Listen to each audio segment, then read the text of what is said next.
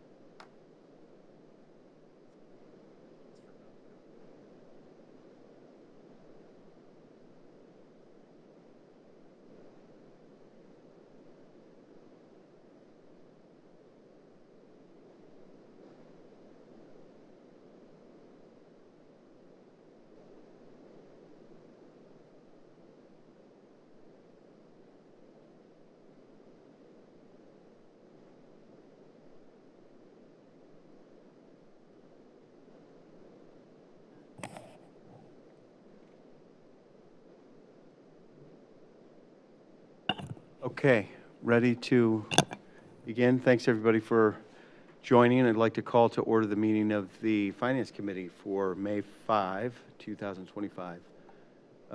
We have all members of the committee present. I'd like to move or entertain a motion for approval of the minutes of the March 31st, 2025 meeting. So moved. Motion's been made. I'll second. Motion's been made and seconded. Any discussion? Hearing none. All in favor, say aye. Aye. Aye. The ayes have it.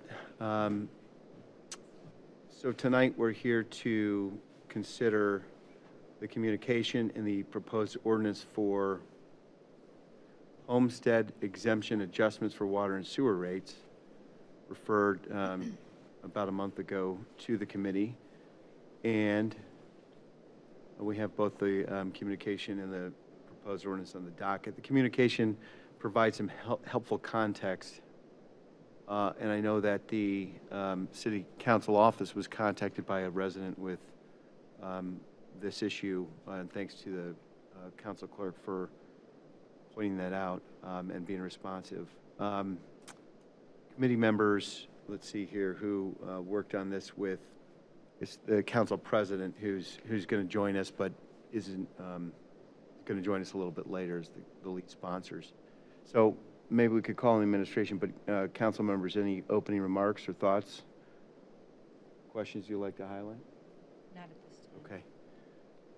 Director Mahoney, could you open up the discussion here? Thank you. Sure, thank you.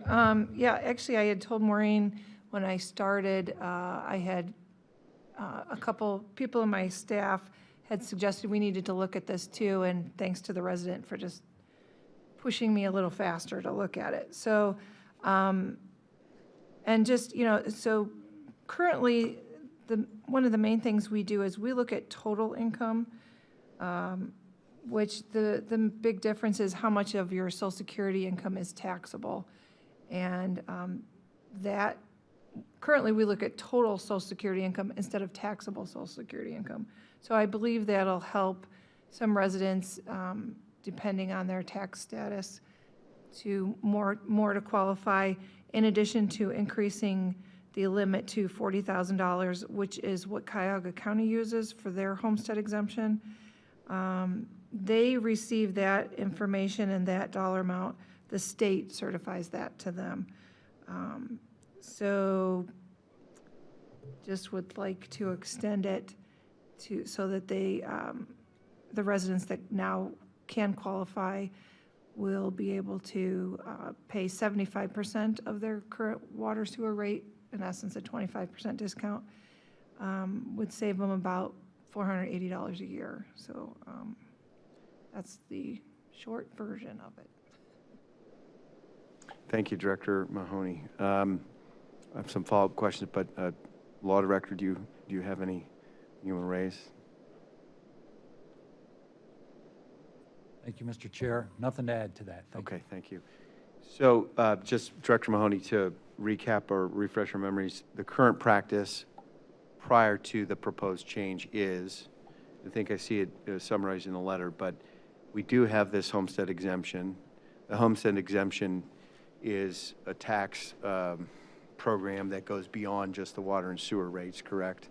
It relates to, I think, property taxes, state and estate taxes, right? Right. So the county offers homestead exemption.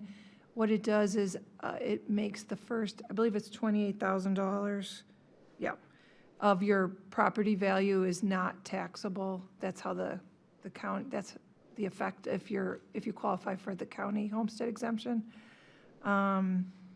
We just call it the same kind of thing. We could call it a sewer discount. We could call it something different. Okay. But, yeah.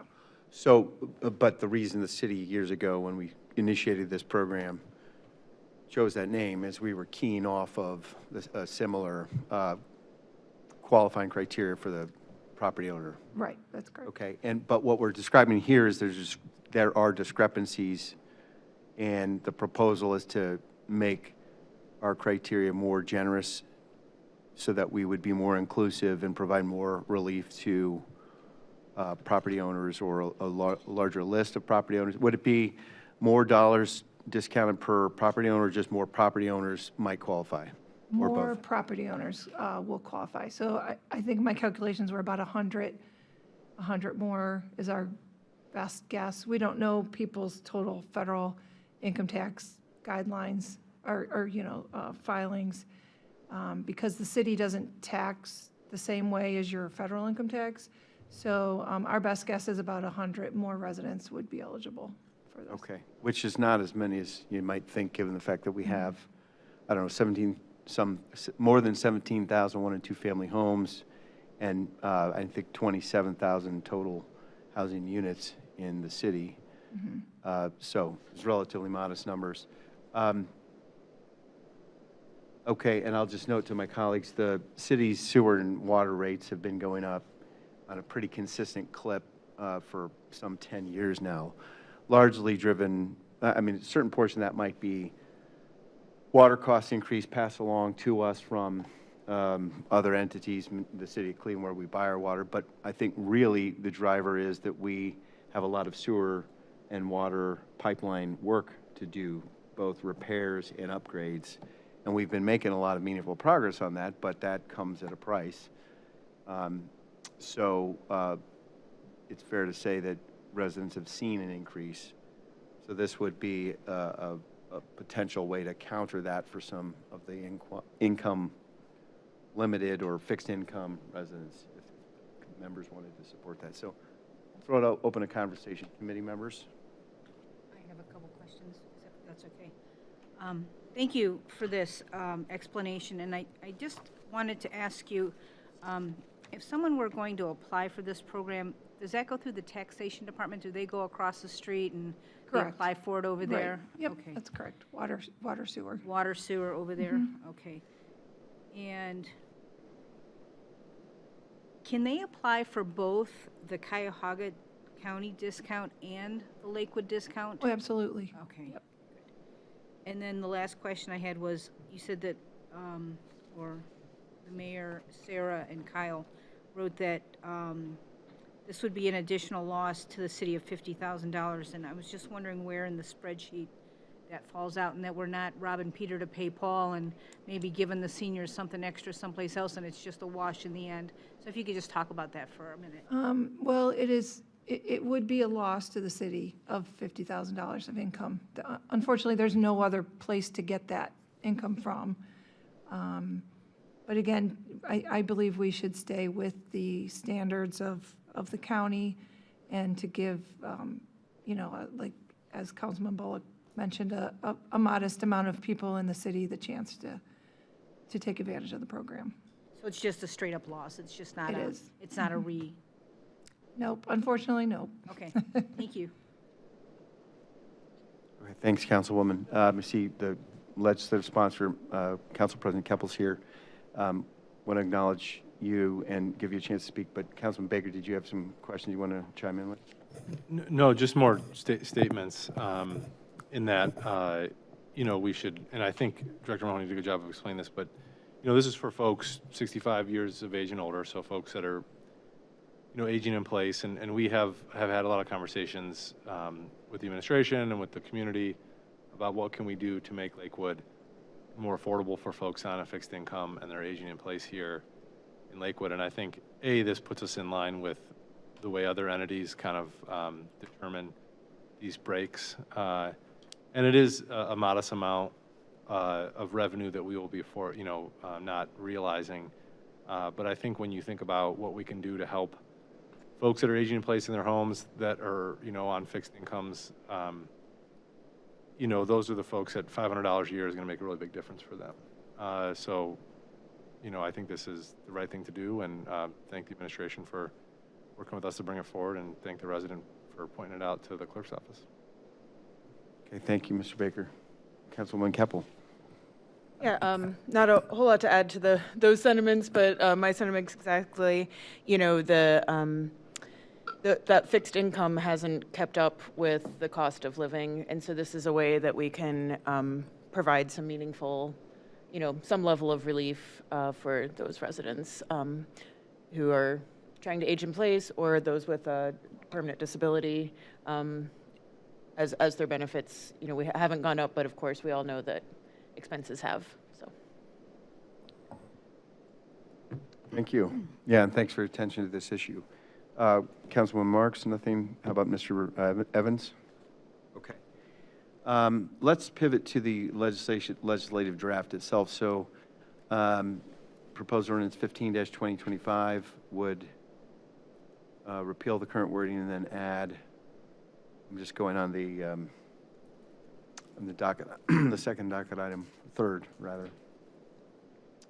It simply says, provided that the sum of all adjusted gross income as defined by the Internal Revenue Service, that would be the new language, and then change 35 to 40,000 per annum. It keeps 75% of the sewer rate as before. strikes a definition that would be redundant and conflicting of the existing definition of income is stricken, and then in a different section, it would make the same changes consistent. Okay, so it appears twice in the code, once for sewer and once for water. And that's it, that's straightforward. So in terms of legislative drafting, I think it's follows closely with the summary and the communication.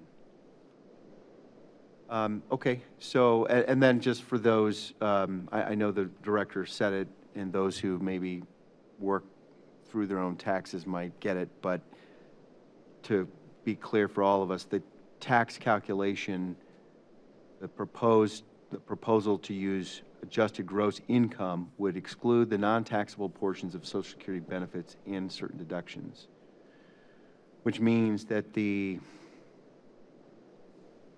not sure if I can do this on the fly, but I think the recognized income would be a smaller pool, and therefore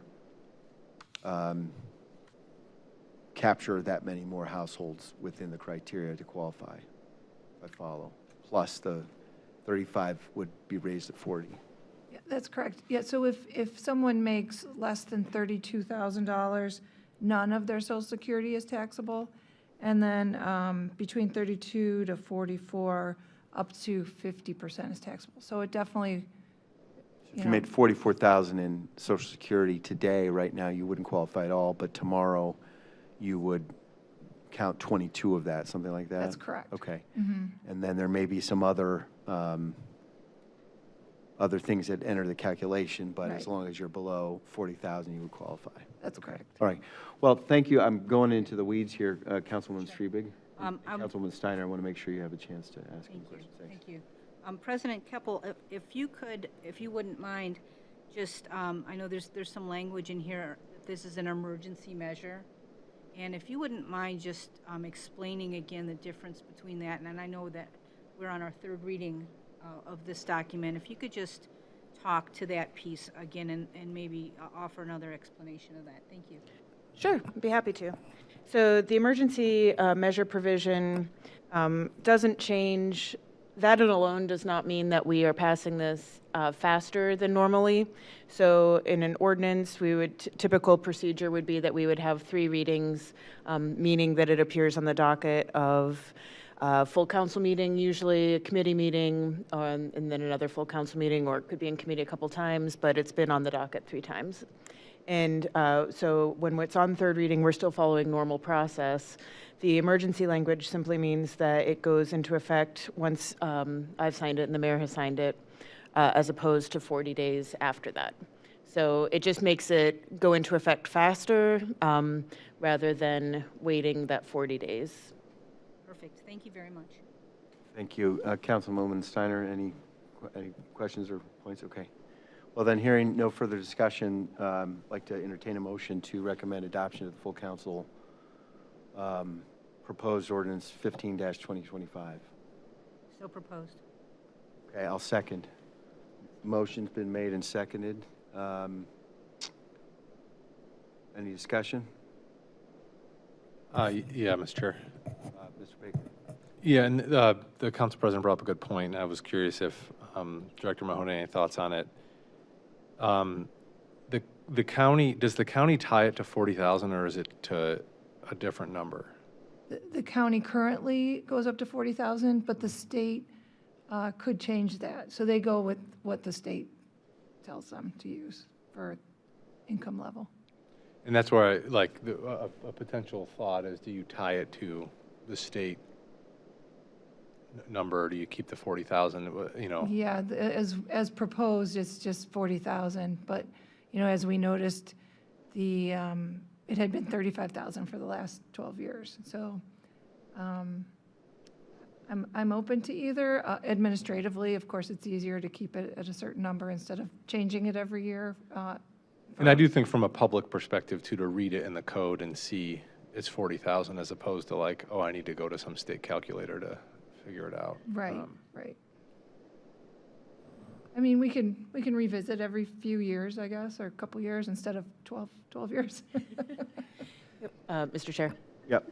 Yeah, we had talked about that a little bit, just trying to streamline a lot of these code processes. So we have that a lot with the building commissioner finding things where it's listed in 10 different places or, but at the same time, yet to the point of it is easier for the public just to see that number, perhaps, or we also then would be trusting the state to give us a good number, which may or may not be a number that works for us. So, That's true. I could argue both sides of that. I just Yeah. wanted to bring it up as something to consider, but. Well, and at this point, previously, we weren't using adjusted gross income. And as Councilman Bullock explained, someone who previously had $40,000 in Social Security income, and it was only $20,000 was taxable, then, they would be eligible. And I would also point out that I would encourage all residents who could be eligible to file their taxes, because if they do not, we would just simply ask for their Social Security statement, and then that might make them ineligible. So it encourages them to file their taxes and to be eligible for this program. Thank you. That's a good point. So is there a motion that committee members would like to make? I note there's the number 42,000 that the City of Cleveland Water Department seems to use. Or are we just commenting? I'm comfortable as drafted. I just wanted to have the conversation about, there are other options, but I think this is a fair option, and I think we just need to commit to working with the administration to review it in a couple of years. Do we know what the state's number is The state's is 40,000 Okay. currently. currently, but it might float? Right. Okay. Okay, so we have a motion to recommend adoption to the full council. Any further discussion? Hearing none, all in favor say aye. Aye. Opposed? And the ayes have it. Director Mahoney, I think the point you just made is a good one regarding advice to Lakewood residents to file. That kind of thing might make for a good newsletter or a tax tips column. Not that we provide legal or tax advice, but there's quite a lot to know and understand. I think our tax department does a good job in a whole number of ways and is time efficient and professional and pleasant and so good to work with. So it may be that you could come up with that plus some other good tips and content, including how to file, how to e-file. I know you explained this 700 ways, but people don't hear it until they hear it 999 times. And That's so, true. So anyway, just food for thought. But that's a good point. And it may help if people saw that the 25% savings would be worth their hassle, Right. especially if it was an easy 10, 40 easy or something, right? Right. Just brainstorming here. Right, and just to note, we do not tax Social Security benefits to the city. So it's just to. So people would not have the concern of paying city Yeah, in other taxes words. by filing. So, but just explaining that, could be helpful, I think. Now, I know you're busy with many things, but public communication is always a good tool. I So agree. That's all. Mr. Chair? Yes. One of my goals is to try to get to the high school at some point and teach them all how to file city taxes. Wonderful. Councilwoman Keppel. Yeah, that would have been a much more useful lesson than trigonometry for me personally. I don't think I've used that once in my And how to adult write a life. check, like, that's Yeah, definitely more useful. I just wanted to ask, it just occurred to me, since if folks would have already filed their taxes for this year or potentially not filed, and this goes into effect, like we were just discussing, as the emergency ordinance. So once it goes into effect, what would be our process? Would folks, if they filed, but previously it was, like, they could be caught where it did not exclude those non-taxable Social Security benefits, Oh, so reapply is. if they were on that Sure, edge? they could reapply. Okay. And if they have not filed their taxes, and, I mean, most likely, people in this income level wouldn't owe anything anyway, so they could go ahead at any time. Yeah. do their federal filing and present that. It doesn't have to be by April 15th if you don't owe any taxes. Sure. Or if And- you're getting a refund. Right, and if they're not filing at all, then they would just apply. Yes. Right, okay, great. Thanks, I was just thinking since we're after the, That's true. okay, Yeah. thank you. Yeah.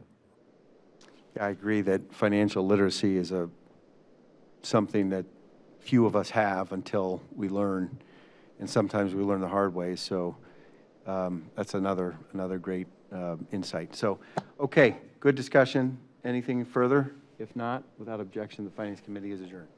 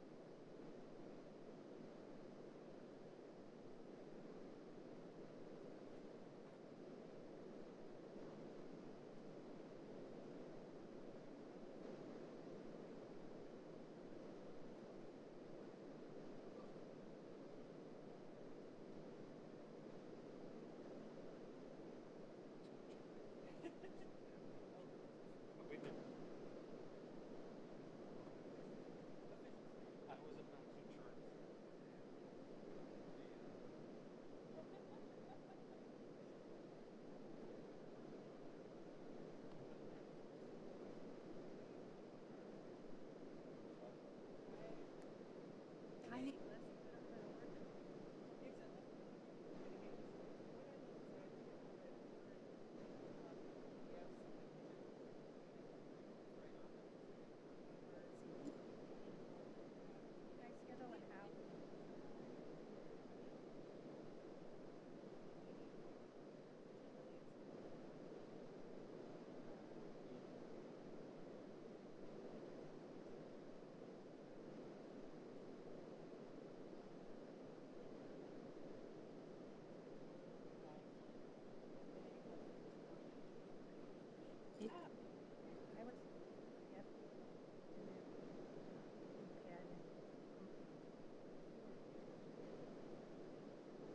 now I can't get onto my keypad because I can't remember my password because I had to change it, so I'm gonna have to schedule another meeting.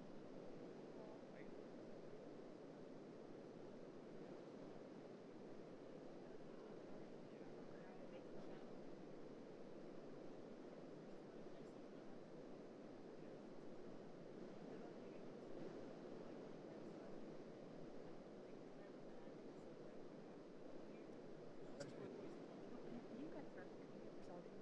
I'm on a computer, but I have.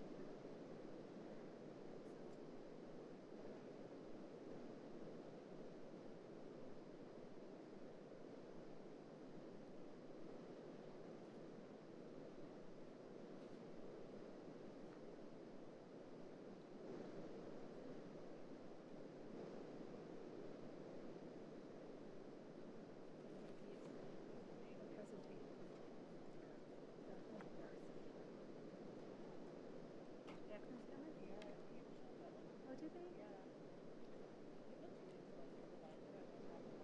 I haven't been mine.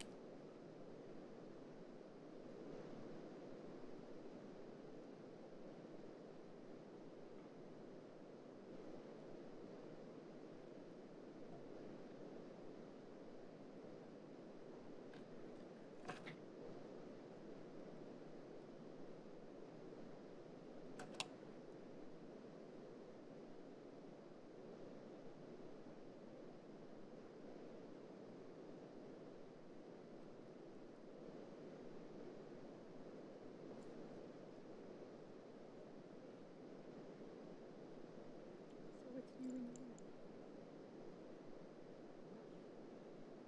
you have to charge?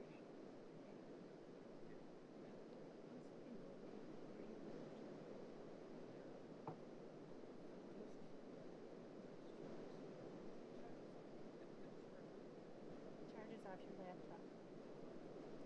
Remarkable charges. How do you charge the Remarkable? I was looking to see if there's.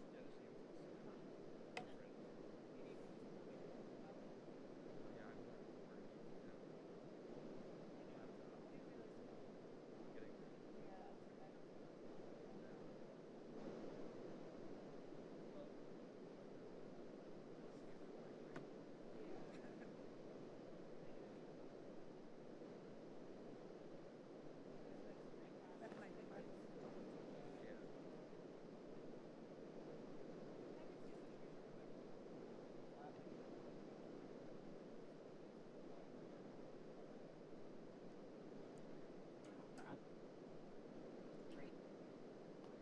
Can you, does the pad have a touch screen? Can you do that? Yeah. And then it just links to the tablet, Remarkable. It can. But you have to do something to make that happen. You just need to take a course.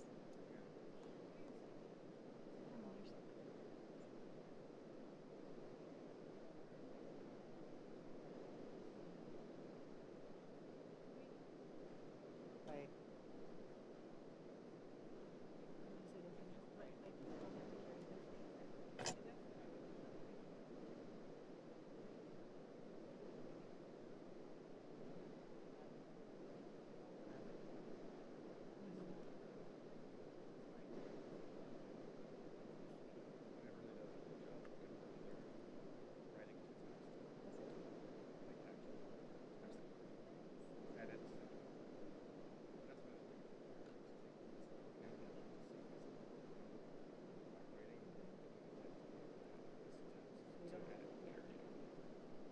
So that's the.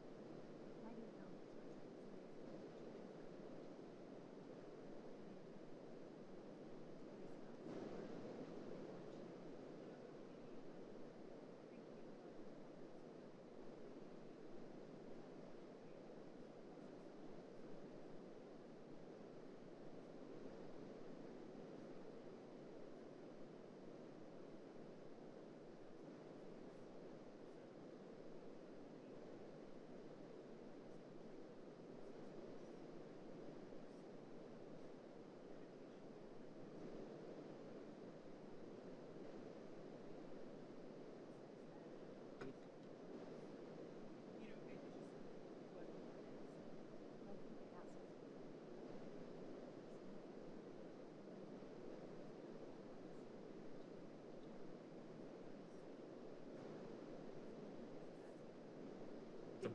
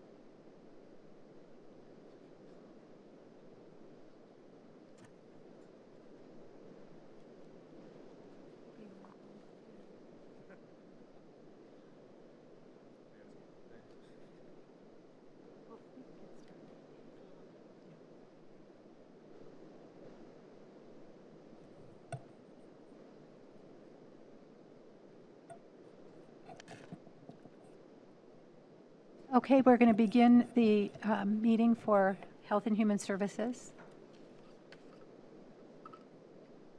So I'd like to begin the meeting, and I'd like to approve the minutes of the October 14th meeting without benefit of a reading. May I? So moved. Second? Second. Thank you. And I'd like to thank the Lakewood Youth Council for being here tonight and for all the work you've done on drafting these recommendations. So I know that we have a couple people that are going to read what you've recommended. So we have Alessio Matera and Cora Barcelona, both who will be speaking. So who would like to go first? You can come and step up to the podium and the microphone. Or all of them. Or all of them? They're all going to speak? Do you want, you can actually sit at the table. And then all of you who are speaking, just please give us your name when you take to the microphone.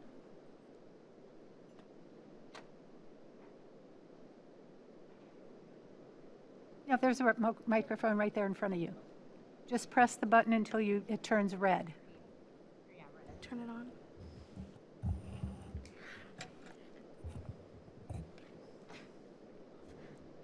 Okay, Mine's on?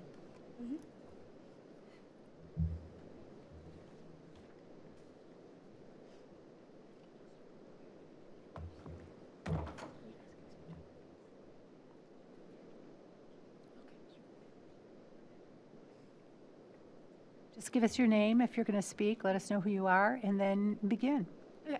My name is Cece Weidemeyer. Mayor George and the members of City Council, the Lakewood Youth Council voices its strong support for all gender bathrooms and urges for them to be included in all future city-owned or renovated building decisions, as well as the downtown development project and other public spaces. Throughout the 2024 to 2025 session, the Lakewood Youth Council has had many discussions on the importance of all gender bathrooms. These are defined as single occupancy facilities that do not have gender affiliation, while operating with the same functions as a normal bathroom would. The inclusion of all gender bathrooms would be particularly helpful to younger people, of whom there is a large percentage of non-binary and transgender individuals, but would also benefit the community as a whole.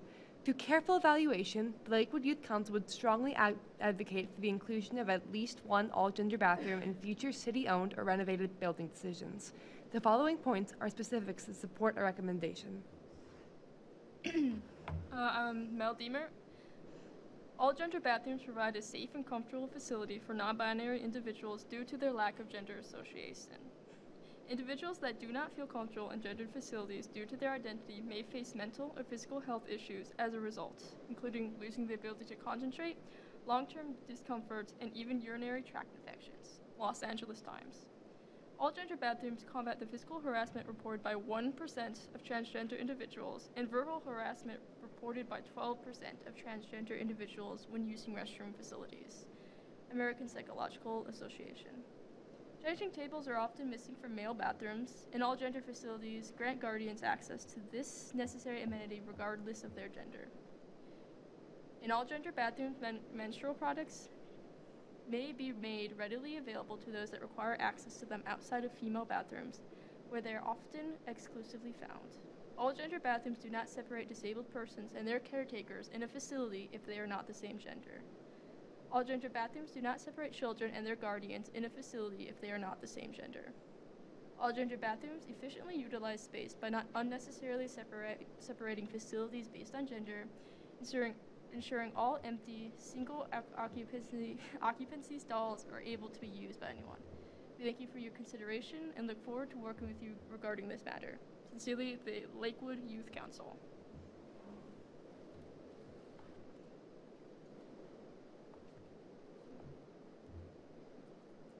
So, all right, yeah, those are our recommendations. Do we have any questions about any of them?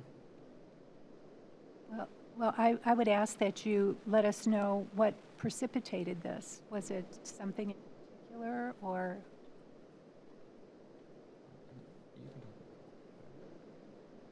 So one thing that did precipitate this, now it was a bunch of things, but also, as we know in the world today, a lot of things are changing, especially when it comes to legislation around transgender individuals. And one specific, I would say, thing that might have led to this, along with other things, but a bathroom bill went into effect in Ohio 2 months ago on February 25th this year.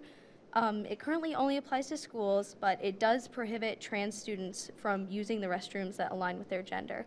Now, obviously, this is a bill that is exclusively used in schools at the moment, but with the way the world works, that also would sometimes mean that this could grow into something bigger, something that would be a more civil civic issue. So we wanted to get this right, like before anything would happen with something like that, and we wanted to just ensure that either transgender individuals, non-binary individuals, etc., just people who would need an all-gender bathroom, we would have that accessible before there would be any legislation that would prevent us from creating those facilities. I really commend you for your thoughtfulness in moving forward. And I know there are so many things changing in the world pretty rapidly nowadays that I think that we certainly in Lakewood would like to be on top of making sure that people feel comfortable no matter where they are. Absolutely. So we appreciate you coming forward with this and all the energy and effort you put into it. Councilman Strebig, do you have something you'd like to add? I know you've worked with the students. Yeah, sure. Thank you.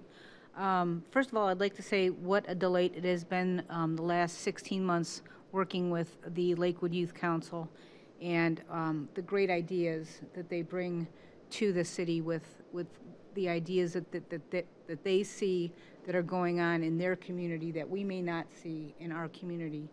And I think a lot of this conversation evolved around the downtown development and the idea that there's going to be a public plaza there. And while we are starting from scratch, literally, right down to the pavement, right down to the earth, that there should be some kind of a measure so that everyone in Lakewood can attend public events and not feel like, oh, I can't drink a bottle of water, or I can't have a cocktail, or because I would be uncomfortable. And we have this opportunity to include them in everything. And I think that that conversation in that legality that could come from this would be beneficial to everyone in our community. Thank you. And Councilman Steiner? Yeah. Thank you, Chair Marks. So first, to the youth that are here today, thank you so much for being here and for being brave and courageous and bringing this to council and the administration's attention. I think that says a lot about who you are, but really it speaks to your ability to see humanity when it seems as though the world is not seeing very much humanity. So I just want to thank you first and foremost just for being here and your voice, and just to continue to encourage you to continue to speaking up. One of the things that I do believe, and even though as a parent myself, it can be hard, that youth are not just the future, but you are our present. And we have to listen to you, and we have to work with you and collaborate, and there's a lot of opportunity that can come if we can work together. So I'm very happy that Councilwoman Strebig has been working with you, and that you have wonderful adult leaders to help guide you as well. I'm sure you are learning a lot from them, and I'm sure they are learning a lot from you. I don't have any questions for you. I think it's pretty straightforward, and this is something that I support. It makes sense. It's humanity. It's right. It's being humane, and it's legislating humanity essentially. Thank you. Do any of the other council members have any comments right now? Yes, Councilman Baker. Thank you, Chair, and thank you to the students for being here. I'm always really proud of the youth. I don't know, when I was in high school, I don't know if that's me or, but I don't know that you guys are ahead of the curve, I guess is what I'm saying. So I look forward to you being involved in civic life in the future. We need really involved, smart people in public service. I hope all of you will continue this path as you grow older to do that. I kind of look at, and as I read your communication, and thank you to Councilperson Streebig for leading, or being the liaison with your group and asking you all to bring this forward to us. It reminds me of universal design as far as like ADA accessibility goes, where, there shouldn't be, oh, this is a ramp where people with mobility issues go up, and then this is the stairs where everyone else goes up. We should just design our lived spaces and build community in a way that it's accessible so everyone uses it. And so I will caution you that in a built-out community like Lakewood, sometimes that's a challenge. Accessibility is a challenge sometimes in Lakewood. We love our storefronts. We love our kind of like dense community, but there usually is a step before you go into a business. And that's part of the character, but it also creates accessibility issues. We have tight, cramped, bar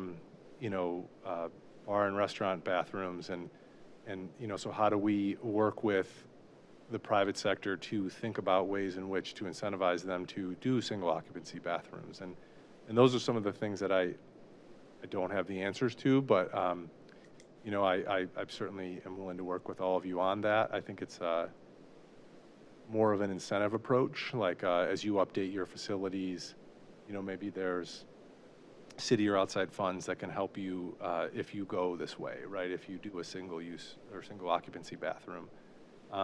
Because to your point, I think it makes sense for folks that are transgender, but it makes sense for me with my daughter going in the bathroom to make sure she can do her business, and it's just a more private way to do a private activity.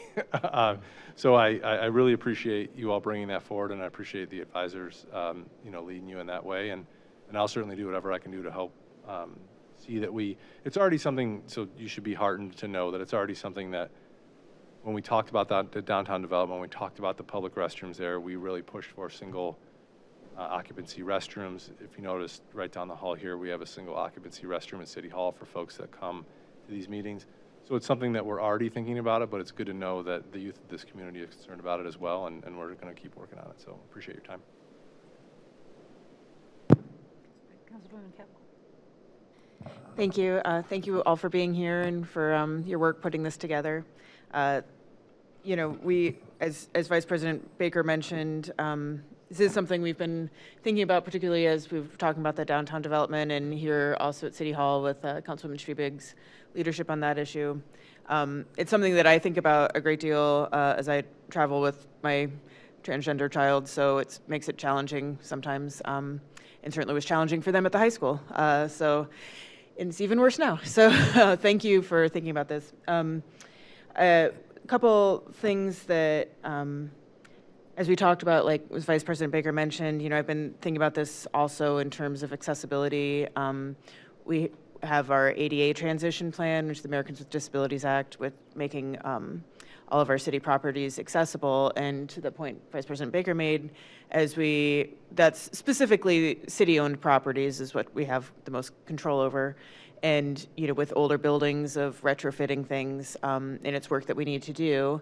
And the same thing in this regard, as I've been talking with some folks in the disability community, we've been talking about some of our older buildings in the community and bars and restaurants and things where all the restrooms are downstairs and but as those places renovate and they make an ADA accessible, usually single stall restroom upstairs, there's no reason why that can't also be an all gender restroom. And it's also a matter of education, so it's both incentivizing and I think education, when we were having some of the dialogue with the developers for downtown development and talking about all gender restrooms, I kept getting confused why we were, like, they weren't really saying no, but they just seemed less, they seemed more hesitant than I expected. I was like, well, why wouldn't you just do that? Like, everybody wants family, what you think of as a family restroom, right? Anybody can use it. It's got a changing table. It's, if you have a disability, you can use it. And everybody can use it. And honestly, it was that they didn't know, they didn't know what that term meant, I think. And when I explained that it's, as far as building it, you're building a restroom. Like, you would have anyway. It's just one single occupancy is what it is. And so they were sort of like, oh, yeah, we can do that. So sometimes it's just a matter of education, too. So I think it's a combination of education and incentivizing. One of the things we were talking about before this meeting is our next steps after the communication. So I don't know how much you guys have thought about that, or if you've thought about that at all, or if you're looking to us to solve that problem, or if you have thoughts. So in terms of a letter like this is asking us to take action. We received one from the Youth Council, it was a couple years ago, about smoking and vaping in the parks, and Vice President Baker and I were very excited to take action on that, and we have an ordinance now that, is, despite what you might see, it is actually illegal to smoke and vape in the parks, but it is technically illegal. So in terms of next steps for this, we were just discussing that too. So I don't know if you had certain things in mind that you wanted to see, or if you were hoping that we'd then take the ball and run with it. I mean, we would love to see an ordinance or something similar that requires any new renovation taking place in the city of a space. If it's a large scale, that would include restrooms, that it be made to include an all-gender restroom as well as the more traditional ones. As you all know, we're looking currently at an overwhelming national sentiment of legal and social discrimination against transgender individuals. And really, Lakewood has an opportunity right now to take a stand and make action that is more than just legislation, but also portrays a message to the transgender youth of our community that we are standing with them during this time. And taking this action now and in as strong force as possible that we legally can do is, I think, very necessary to continue to protect the transgender community, and particularly transgender youth, who statistics show have strikingly higher rates of self-harm, depression, and suicide than pretty much any other youth group. Councilman Evans. Yes, thank you, Chair. Thank you to all of you for your work on this. I echo everything my colleagues said. But one thing I wanted to bring up, I mean, your work is really well done, I think. I mean, it's laid out logically with facts to back things up. So it's just, I applaud you for the effort you took on this, seeing this and seeing the research that went into it. I mean, that makes your case all the more compelling. So, I mean, it's a great job. And like Councilman Baker said, I hope that you all continue down this road of, being involved in your communities. Seems you all have a passion for it. So thank you for that. I too am really looking forward to having further conversations with the appropriate folks. I think with the law department, the building department specifically. It's a little interesting when you get into building rules. Usually the state codes kind of preempt everything else. So what can we do? As Councilman Baker mentioned, this might be a case of this being more incentive-based. How can we get people to do these things on their own and not, if we're not able to require them to do so? But I think those are important conversations to have. So I'm thankful you brought this to our attention. We have been thinking about it, but I think this puts it more on the front burner. So thank you and for all your work, and stay at it. Keep it up. Thanks. Thank you.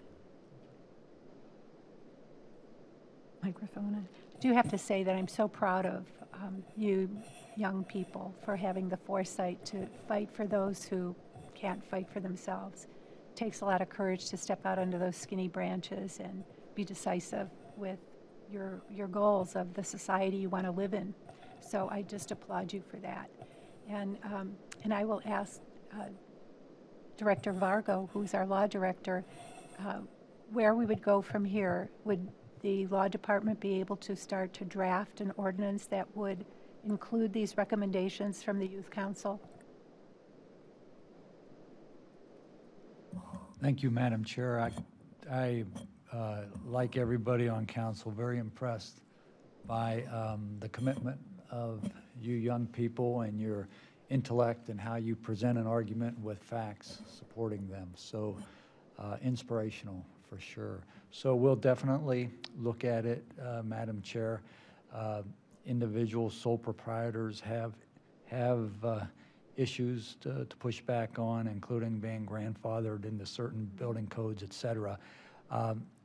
But we're certainly, as indicated, doing all we can on city properties, this city hall being a great example.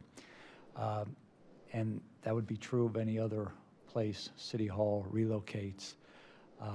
And the city properties, city parks, we can certainly ensure those elements, and we'll look to the private sector as well. So we'll give it thought, Madam Chair. Thank you. Thank you very much. So Councilwoman Strebig, your recommendation at this point for the Youth Council, we will submit this to the Law Department for further discussion. Yeah, I think Youth Council is going to wrap up.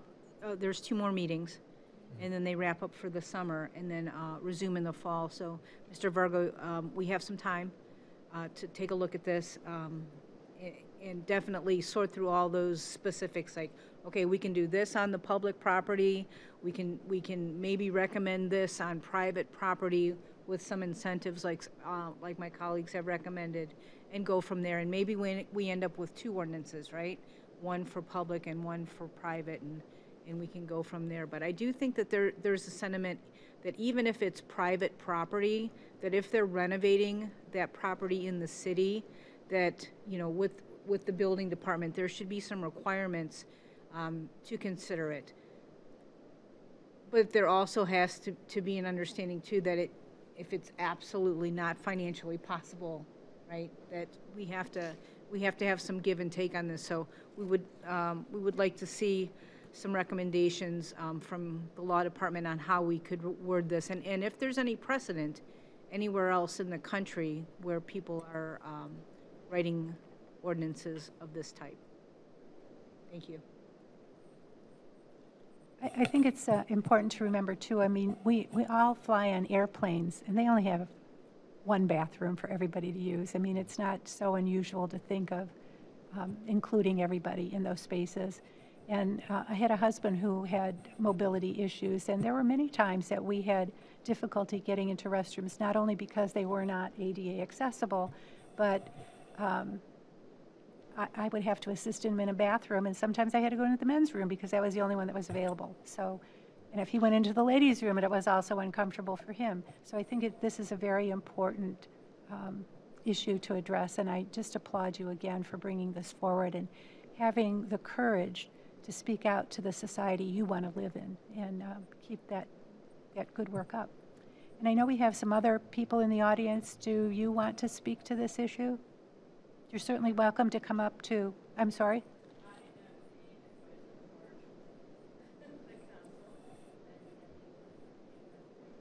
Well, good job. Good job, ladies. These are quite amazing young people. So thank you so much for coming today. Is there anything else you'd like to add? We'd just like to thank you for standing with the values that Lakewood has always stood for. Oh, thank you. Thanks. Thank you for being the young people to bring it forward. So we can't do it without you. So don't move away. Come back after you graduate from high school. Come back and make a difference. So I'd also like to ask, does anyone have any further comments? I had a question, just a technical language question. So is the technical language, is it single occupancy would be the correct terminology?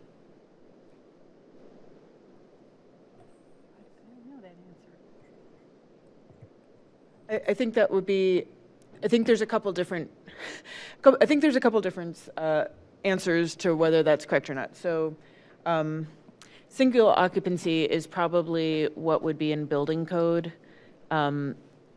All gender is, you know, rather in lieu of family is probably more inclusive language. So it depends what you mean by correct. So there's what makes sense. So if you say family, what does that mean?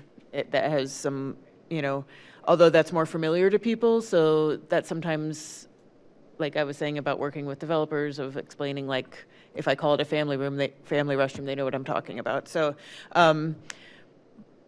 so ultimately, but what we're talking about is essentially a single occupancy restroom. I mean, it could be, theoretically, you could have an all-gender restroom, for instance, at Birdie Town, the restrooms there have to the floor stalls, and they're just stalls, right? And so there's just stalls with sinks, and anybody can use whatever stall. So it's essentially a single occupancy toilet with a shared hand washing station. Yeah. So, Councilman, I'm sorry, it's your meeting. Sorry. I'm accustomed to. Thank you. I just hesitate with like putting a label up that says single occupancy to Councilman Baker and also to Councilwoman Marks' concerns of taking family members into bathrooms, that now you're like, okay, single means one, as opposed to all gender where you're just saying, hey, if you have to use the restroom, use the restroom. Right, I would say that's, on like a building plan, that's what it would be probably labeled, rather than, that's a different term, for a different purpose, not what the signage would say. Like on an architecture plan. Yeah, sorry, go ahead, sorry. Yeah, the building code does get into the weeds with signage and things like that, so that's where this would come down to, how it's actually labeled on a sign. That's actually part of the code too. So we'd have to go through and study what that looks like. I know it's kind of crazy, but like literally every like sign that's in a building is code required that are up like that. So that's something we can look at, studying what's allowable within that. So we probably just can't answer that at this point. Okay, yeah, thank you. And plus, I'm sort of thinking ahead of potential pushback, and are there ways that we can word this in a manner that protects, and they're inclusive bathrooms, we know what they are, but it's, just thinking ahead. I always feel like it should just be a picture of what's in the room, like not who can use it, but this room has a toilet and a sink. Yes. And Yes. if you need a toilet and a sink, you can go in this room. Yes, and that makes sense, right? So, maybe that's something that we can do. We would just have to look in the weeds. So I guess Director Vargo, I think that would be very helpful to know sort of what the definitions and what the codes and what we would be able to write out.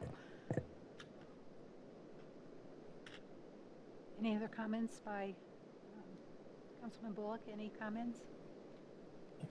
Thank you, Chairwoman Marks. I appreciate the issue being raised. Thank you to our youth leaders. It's important, and when we've got other layers of government and other voices around the country basically being divisive, you guys are standing up and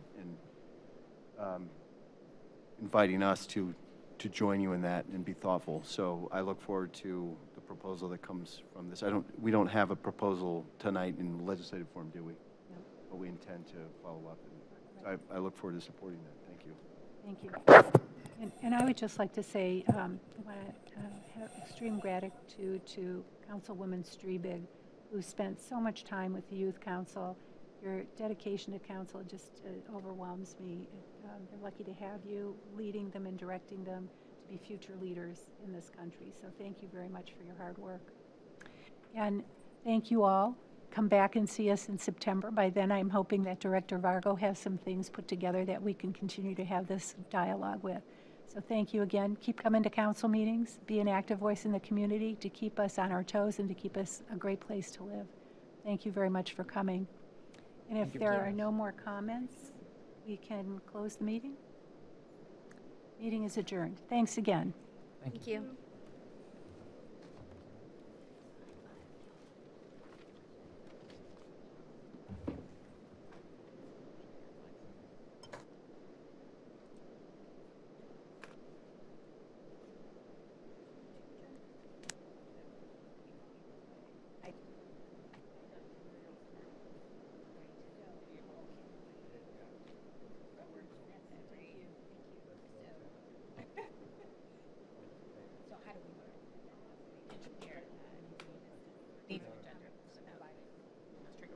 Yeah, you're right. You're absolutely right.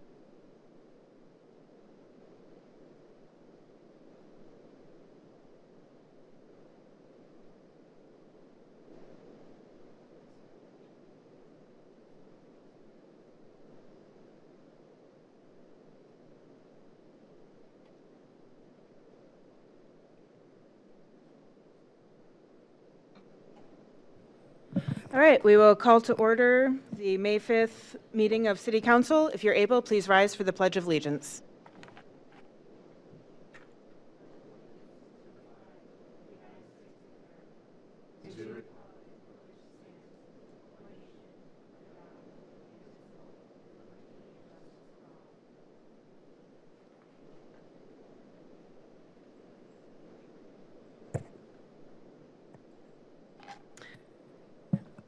It's our custom to pause for a moment of silence. And heading into this one, I just want to make note, yesterday was International Firefighters Day, which is a day to acknowledge the sacrifice of those lost in the line of duty, as well as the bravery and dedication of those who choose to serve our community in this dangerous profession. And we do all we can. We've invested a great deal in the city to mitigate the inherent cancer risks, but it is a dangerous profession, so we just want to express our appreciation and lift up those we've lost. So we'll pause for a moment of silence.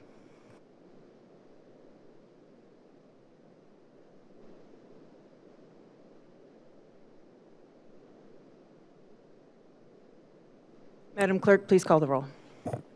Councilman Baker? Here. Councilman Bullock? Here. Councilman Evans? Council President Keppel? Here. Councilwoman Marks? Here.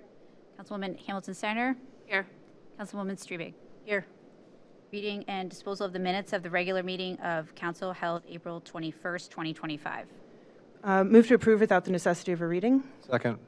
Motion's been made and seconded. Any discussion? Hearing none. All those in favor? Aye. And that motion passes. Without objection, I'd like to move items, we'll do item 8 and 9, and then item 7. All right. Item 8, communication from Councilmember Bullock and others to recognize Melt Bar and Grilled. Councilman Bullock. Thank you, Madam President, and thank you to you for co-signing along with Councilman Brian Evans, who represents Ward 2, the location of this business, and Councilwoman Hamilton Steiner. Dear Mayor and members of Council, we were all saddened to hear the news earlier this year that a landmark local business, Melt Bar and Grilled, would permanently close its doors after 18 years of operation in Lakewood. Melt has now been closed for several months, and it is important that we acknowledge and celebrate the very large and positive impact of its founder, Matt Fish, and the warm team of employees and others who made Melt Bar and Grilled operate so beautifully, and the positive impact it has had on our community. I'm thankful for all that Melt Bar and Grill has done for and meant to Lakewood. I've always been tremendously proud that Matt, who is here somewhere, chose Lakewood as the initial home to launch his business. To me, Melt's creative, proud to be offbeat vibe has been the perfect business emblem for our community itself. And the rise of Melt Bar and Grill tracked the rebirth of our city as well, which was in the midst of hard times in Melt's early years, but then came through and strengthened just as Melt's business grew. As Matt shared with me, Melt's opening was the perfect timing for the rebirth of Lakewood and the Cleveland dining scene.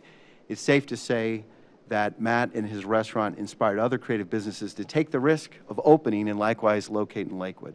Matt Fish and the Melt Bar and Grilled family have also been generous and consistent supporters of Lakewood Alive, the Lakewood Chamber, and other causes, showing leadership as business people and humanitarians. I'm deeply appreciative of their service and example, and I'm confident in saying that many Lakewood residents are as well. Few businesses have had such a large impact, and few have been so iconically representative of Lakewood and our unique restaurant scene, our creative residents, and our vibrant community, as well and as prominently as Melt Bar and Grilled. Please join me in congratulating Matt Fish, his landmark business, his team of employees, and his loyal customers by considering the following resolution for adoption tonight. Sincerely. Move to receive and file that communication. Second. Motion's been made and seconded. Discussion? I'll just add that I remember going to Melt when it first opened, and it really was one of the first gastropub kind of situations that I remember seeing in the region, and started quite the trend. Helped revitalize downtown, as Councilman Bullock mentioned, and has and Mr. Fish and your staff has had a tremendous impact on our community. So we really appreciate you choosing Lakewood as your original home and for all that you've done for our community. Vice President Baker. Thank you, and thank you to my colleagues for bringing this forward. And when I know a couple friends who own restaurants, and Mr. Fish, I assume part of it is a business, but part of it is bringing people together with food and creating memories. And I know distinctly in your restaurant, I brought a lot of folks from Lakewood, outside of Lakewood, to come to your restaurant, and we always had to wait with a beer on the church pews. But I think of the memories I formed with a lot of loved ones, and thank you for creating that venue for me personally, and also on behalf of the city for creating that for us. A lot of fond memories in that place, and I appreciate you doing that. So thank you, and thank you to my colleagues for bringing it forward. Councilman Strubig. Thank you. I also wanted to add my thank you for serving our community for so long with your business, and also for your philanthropic values of support in our city. Thank you so much. Councilman Evans. Yeah, thanks. Thank you, Chair. Yeah, such an amazing. I remember when Melt opened, the buzz around it. I remember the first time I went there with a great friend. So like Councilman Baker, I mean, just so many memories built. I took my kids there. They loved going for the kindergarten, right? So it's just a perfect spot. They loved being in the space. It was just so cool. Always something to look around and do. So it was fun for everybody of every age. And like as Councilman Bullock said, things were a little rough, but you could just feel a switch flip when Melt opened. It really was that catalyst where, things started people were taking more risks. People were, opening more different kinds of concepts and getting more creative, and different kinds of businesses were opening here. So I just want to thank you for all that. And again, echoing what other folks said, also being such a good, resident or, a good person for Lakewood. Your commitment to the community was just outstanding, and everything you stood for. So thanks so much. Marks? Yes, I too would like to thank you. It's always sad when we see a landmark restaurant such as yours closing, but COVID was hard on everybody. But you were so philanthropic and just a great steward of what Lakewood represents. So I want to thank you, and I look forward to see what other endeavors that you hold in your future, and what is the next restaurant you're going to open in Lakewood. Don't forget us. Thank you. Councilwoman Hamilton Steiner. Thank you, President Koppel. Thank you, Mr. Fish, for your service to Lakewood. When I moved back here over 10 years ago, Melt was one of the first places I ate at. Friends was like, hey, you got to eat at this place. So we all went out and we ate at Melt, and I loved it. And I just appreciate you for taking that risk and opening a business. I'm not a business owner, but I have taught entrepreneurship to young people, and in connecting them with small business owners, they have always said that, it's hard to open a business, and the restaurant industry is one of the hardest places to have a business. And the fact that you were able to do this for over 20 years speaks to you, your tenacity, your resiliency, and your innovation. So thank you for just being an inspiration, and hopefully that inspires others to take a risk to open a business as well. We need small businesses in our community, and especially in a community like Lakewood. Small businesses is really, really important to our health and livelihood. Thank you. Good comments from council. Speaking of small business, we do have some folks signed in to speak, including Lauren Small from the Chamber. So I'll invite you to come on up, Lauren, if you want to speak at the microphone here. Folks, just when we do public comment, just a reminder for anyone, as we move forward with public comment, you get up to 5 minutes to address the chair, keep your remarks civil, and as I know you will, Lauren. So go, push the button there so it turns green. Perfect. Thank you. Thank you. I appreciate it. My name is Lauren Small, and Matt, on behalf of the Lakewood Chamber, I just want to thank you for your commitment to Lakewood and to small business. You've been an inspiration, and we just so appreciate you. Melt and Matt specifically has been such a great supporter of the Chamber of Commerce. I think from the moment you were open, you have been a member of the Chamber of Commerce, and then going way back to the inception of our big fundraiser, Taste of Lakewood, Matt was in it from the get-go, and I just am profoundly grateful for that impact that you've had and for your support and your community partnership and just making yourself available too. To other small businesses and to our committee for Taste of Lakewood to just always have a word of advice, be a good sounding board, and just be, like I said, a wonderful community partner. So I'm very, very grateful, and I wish you all the best in your future endeavors. I know you're going to always do great things, so can't wait to see what you do next. Thank you. Thank you. We have Tim Dewald.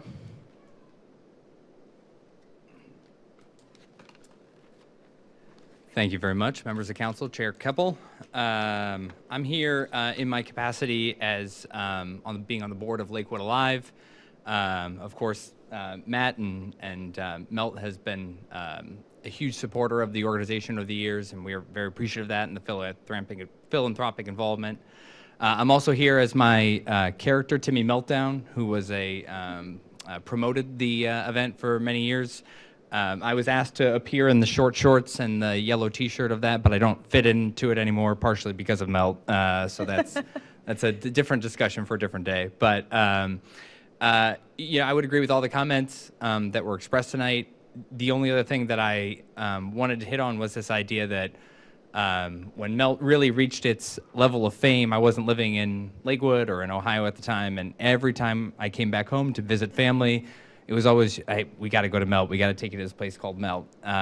And, you know, more than, you know, it's the cultural significance, the employment, the philanthropic support, everything is so important. But the other thing I think I want to mention is just that at a time, I think Melt was really sort of a cultural milestone for a lot of people. The tattoos, the whole zeitgeist of the whole thing. And that's really something like a lightning in the bottle situation that I don't know that anyone can really duplicate. And I think it's a testament to the work that you put in, the idea, all the energy that was put into it. And I think for something like that to be associated with our community and the support that you provide to organizations and everything you've done is incredible. And we really appreciate that. So thank you. Thank you. All right. Chair. Yes. We have one message from somebody who couldn't be here. I'd like to read it. Sure, Councilman Evans. Matt, Melt Bar and Grilled, and the Melt team, we wish to extend our heartfelt congratulations as you were honored by the Lakewood City Council for your tremendous contributions to our local restaurant and entertainment community. For the past 18 years, it has been a privilege to have you as our friend and tenant.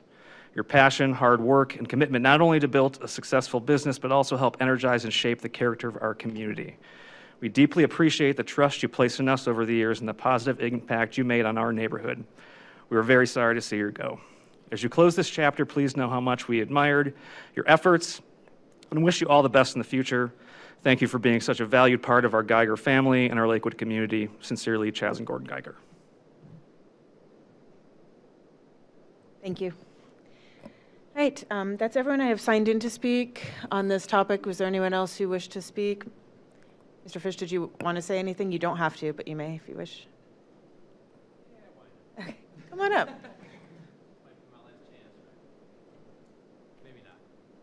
We're here every other Monday. So. I know. I'll come back. Don't worry. Council, thank you very much for the recognition. Tom, thank you very much for starting this whole thing. Yeah, 18 years. I had a blast in Lakewood. I would not have opened my store in any other community if given the choice again. I did make a lot of mistakes, and if I could get them all back again, I'd probably do something different. But definitely the one thing I wouldn't do different again would be to open up in Lakewood. It really supported me. The message from the Geigers was great. I wanted to thank Chaz and Gordon especially. I could not do it without them. And then my staff for 18 years, the hundreds of thousands of people I employed in Ohio, and just the people of Lakewood. I mean, they embraced me from day one. I never thought Melt was going to turn into what it turned into. That was not my intent. it just happened. You know, you ride the wave. I'm an opportunist. Opportunities come and you take them. But I thought I was going to be a little storefront restaurant and bar in Lakewood, Ohio that served 50 to 100 people a day, and that was the rest of my life. I lived up the street at the time, and I was walking to work, and things changed very quickly. But thank you to Lakewood, and thank you to council, and thank you to the government and the police and the fire. Everyone has supported us for 18 years, and I would not take it back. But thank you so much. Appreciate it. Thank you. You're welcome. We're going to have we're going to take a vote on the we're still technically on the communication. So we're going to receive and file the communication, then we'll move on to the resolution. And once we presumably have passed that, we'll do a quick photo in front with a ceremonial copy. So first, do we need to be concerned about that?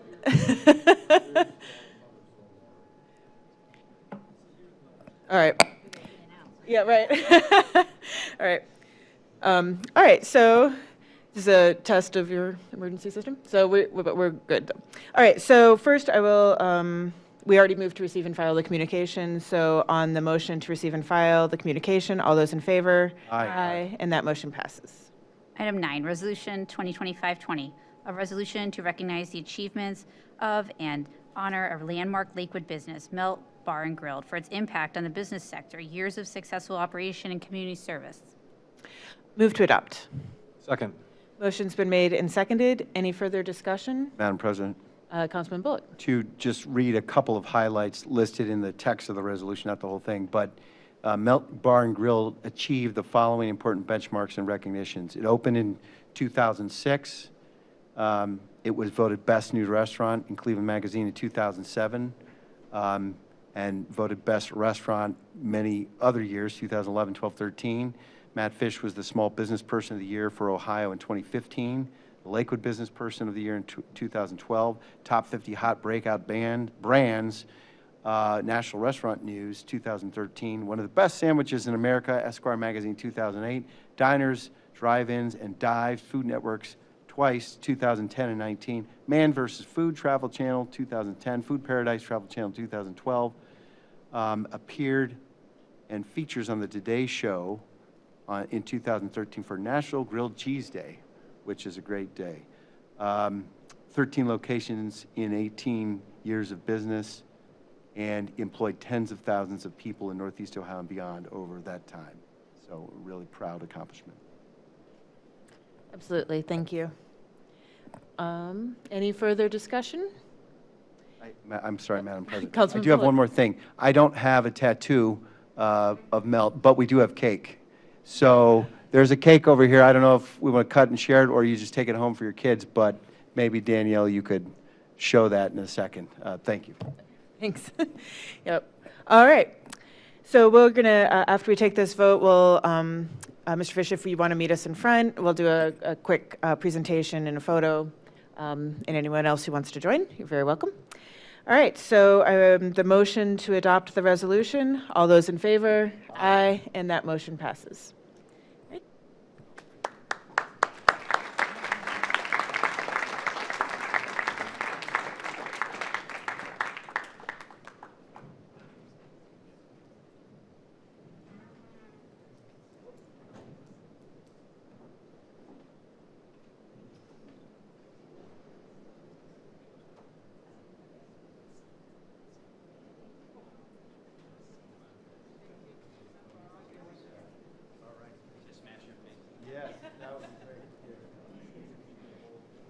Just don't drop that down.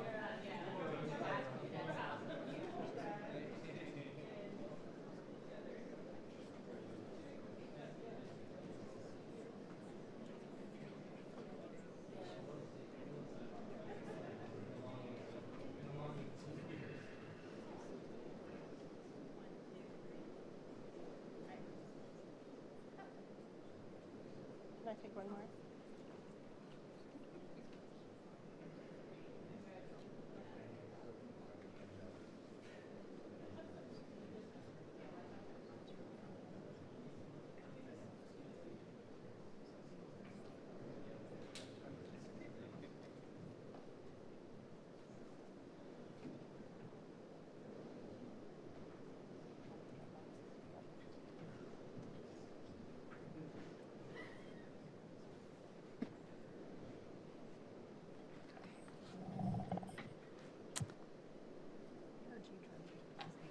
Item 7, 2025 Preservation Awards presented by Lakewood Heritage Advisory Board. Mr. Keller?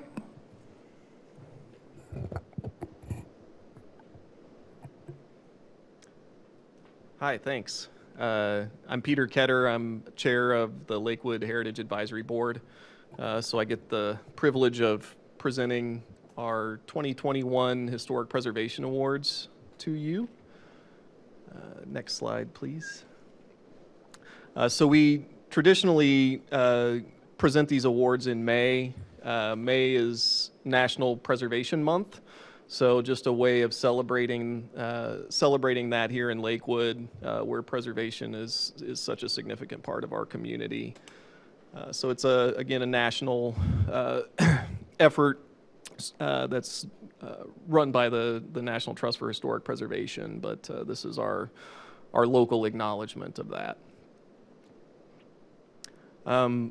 So the Heritage Advisory Board, again, this is how we celebrate Preservation Month. We give these awards. Our members comb through ABR agendas, looking for projects that we think have the potential for awards, and then we do drive-bys and take photographs, and then we meet over the course of a couple of months and winnow that list down, and then decide who to give the awards to. So just a quick thank you to all my fellow advisory board members for the effort that they put into this. And the goal is to honor projects that we think are really exemplary in terms of preserving the historic character of our buildings in Lakewood. It's really, again, I think most people appreciate the character that our community has, and that's really a product of the built environment, and preserving that is a significant part of this. So we just want to recognize people who have contributed to that. So we have 5 awards to give tonight. We don't start with any fixed number or specific things that we want to give awards for. So we just, again, collectively decide what we think are worthy. Our first project today is a front porch addition.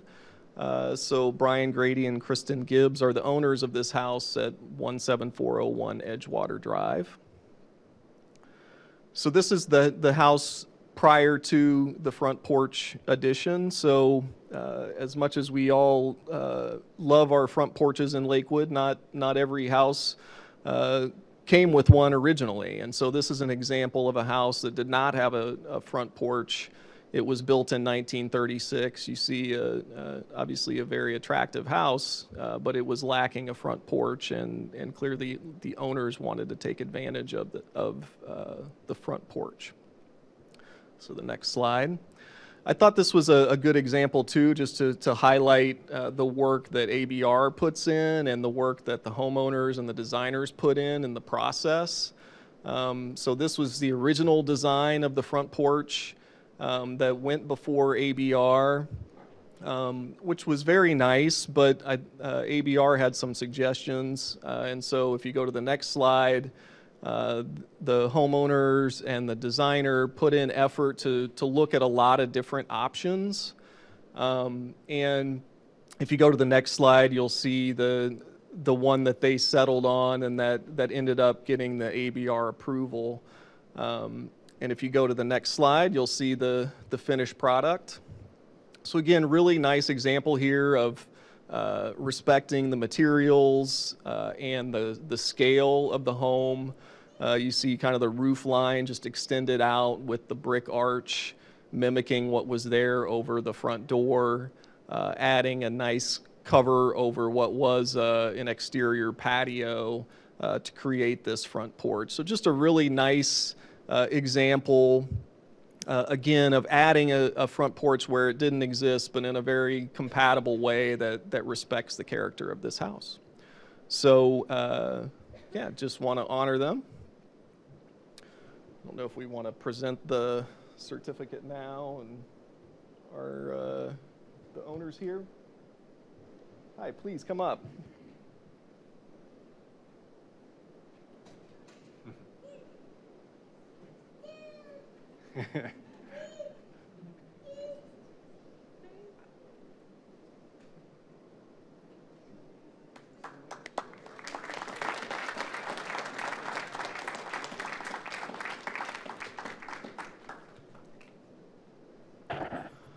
All right, the next project on the list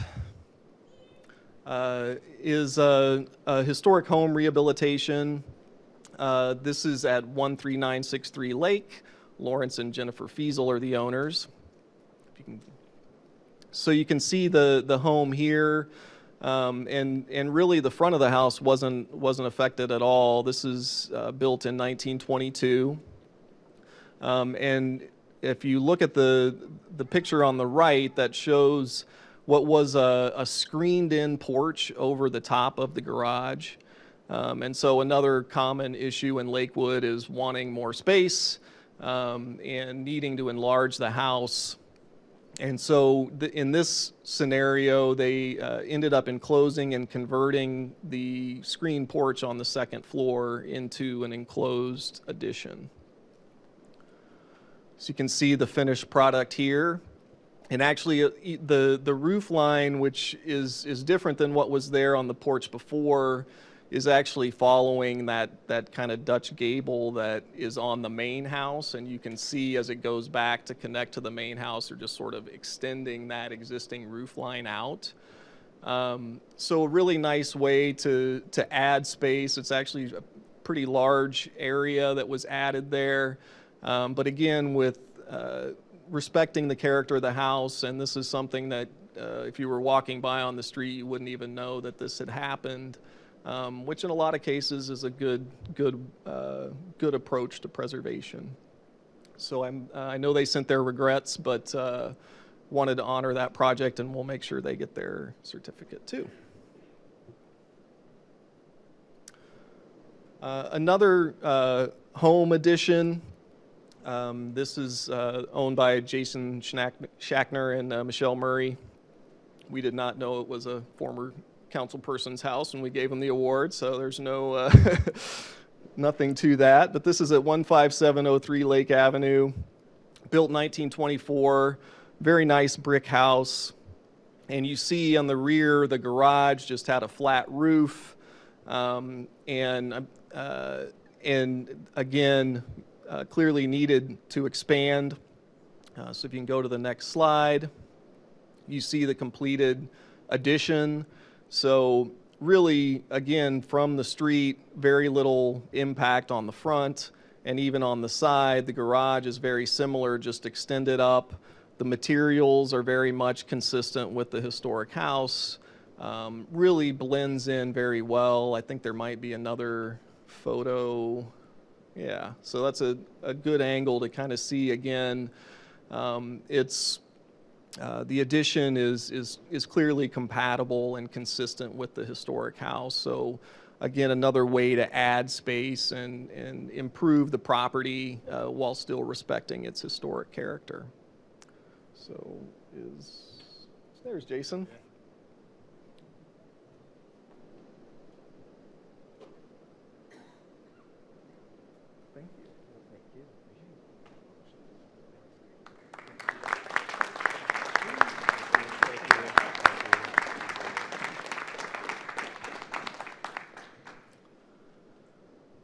All right, the last two here are actually commercial properties. So the first one on the list is the Nest, also known by some as Birdie Town, but this is the former By-Right Grocery at 12501 Madison Avenue. Go to the first photo. So these are some great historic photographs. This was built in 1918, originally as a department store, but served as a grocery for many, many years. I think that's probably how many of us remember it. If you go to the next slide, you'll see beforehand. And again, this is a historic building. This had been kind of muddled up with that big clunky awning on the front, and the brick had been painted. If you go to the next slide, you'll see the exterior. So really nicely done. I was commenting to the board, so this is built out of like what they call metropolitan brick. So if you look at it, a very kind of distinctive brick pattern, and I honestly had missed that that's what was on there because it was always painted white. And so this is painted, but this is kind of the traditional color of that brick. It looks really nice. The storefronts are reinstated, get rid of the awning. Really nice compatible signage, and then of course filling it with some great local businesses. So I think we've got some interior shots. So this is Birdie Town on the first floor, the indoor putt-putt course inside the bar. Very cool concept.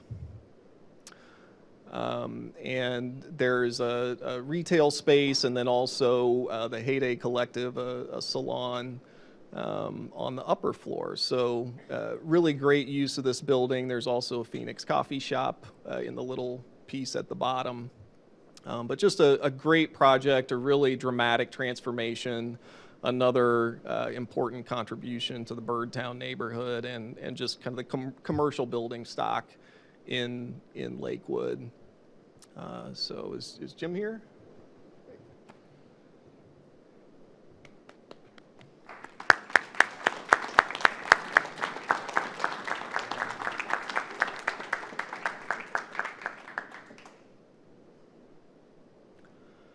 All right, thank you. And last but certainly not least, we have the Trinity block, recently completed at 16400 Detroit Avenue. Scalish Construction, Frank and Maria Scalish are the owners. So here's a photograph before the project. I'm sure everyone remembers this, and the city actually acquired this property first and sought a development partner. It was being contemplated for demolition, I believe, for like a drive-through restaurant or something, if I remember correctly, which would have been a really terrible loss. Churches are obviously kind of touchstones within any community, and they're significant landmarks, but also very difficult to reuse, so particularly challenging. But here's the project that included both the church and then the school. And if you go to the next slide there, this small commercial building, which was a little rough around the edges as well.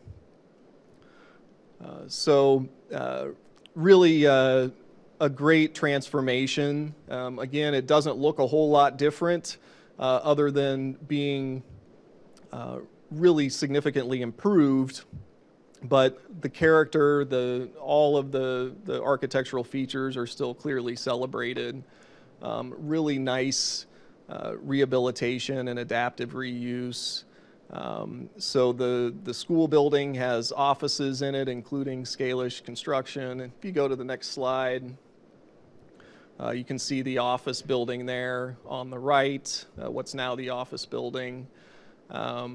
Really great window replacement that restores the historic character of those openings. Again, the church largely just preserved, I'm sure a lot of repairs, but the appearance looks very much like it did. Just a great sense of preservation, and then also just creating kind of a cohesive block.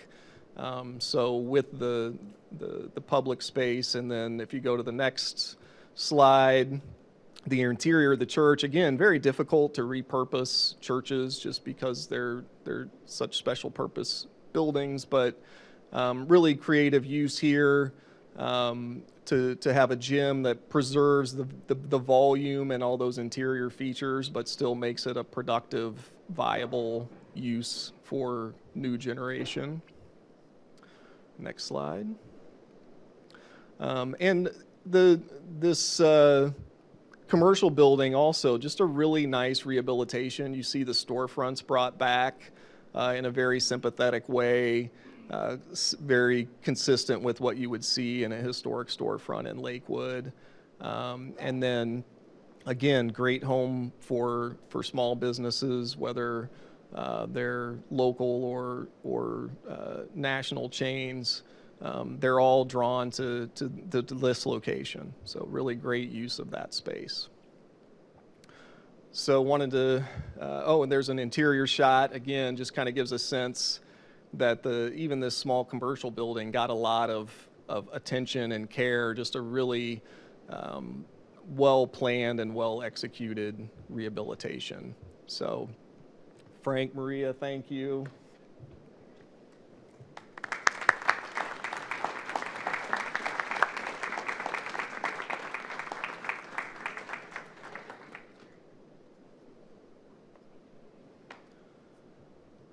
So yeah, thanks for listening to the awards, and just in closing, at the Heritage Advisory Board, we also just wanted to acknowledge all the good work that is happening with City Council and with this administration. I mean, we want to celebrate the efforts that are being put into preservation around the community. So just pulled a few highlights here. Obviously, Trinity Block, which we just talked about, saving that property from demolition and getting it into the hands of a sympathetic developer. Huge win for the community. I know this is a few years ago, but I don't think we've ever talked about it here on behalf of the advisory board, but getting the designation of the Downtown Lakewood Historic District, huge, and I think you're going to continue to see that impact for many years to come, particularly because of the incentives that it opens up to all those property owners. Lake Cliff, which is the property on Lake Road, where the sewer substation is going, but the city, at their own of their own initiative, designated that house as a local landmark to make sure that it would be preserved by its new owner. I think that's really significant. And then also last year rejoining the Cleveland Restoration Society's Heritage Home Loan Program, which I know one of our members works in that, and I know that many of you have probably heard the statistics too, but just the demand for that program and the use that it's already getting, I think, is a testament to how significant it is and how much of a benefit that'll be, again, for the long term. So just wanted, on behalf of the Heritage Advisory Board, to thank you all on City Council, and thank you, Mayor, for your leadership in these important works. So thank you. Thank you. Thank you for being here, and for thank you to the Heritage Board for doing all this work to recognize the preservation happening in our community. Yeah, our pleasure. Thank you. Thank you. All right. I will move to receive and file that presentation. Second. Motion's been made and seconded. Any discussion? Vice President Baker? Yeah, I'd just like to thank the Heritage Advisory Board for bringing that forward, and then acknowledge that, you know, love to see our residents investing in their homes in ways that are, you know, pay homage to the history of Lakewood, but then also the adaptive reuse on some of the commercial structures. I was on Planning Commission and I rolled off in 2020, and I saw both these projects. So they're hard, they take a long time, but when they're done, boy, they look great, and you create an asset that's going to continue to do something great for our community for the next 50 to 100 years. So just really thankful to the businesses that kind of stuck with it and kept it going toward Trinity Block the other day, and it was beautiful. And then Birdie Town is really cool, and just proud of this community and proud of the entrepreneurial community that took on those projects and made them really well done. So thank you. Councilman Bullock?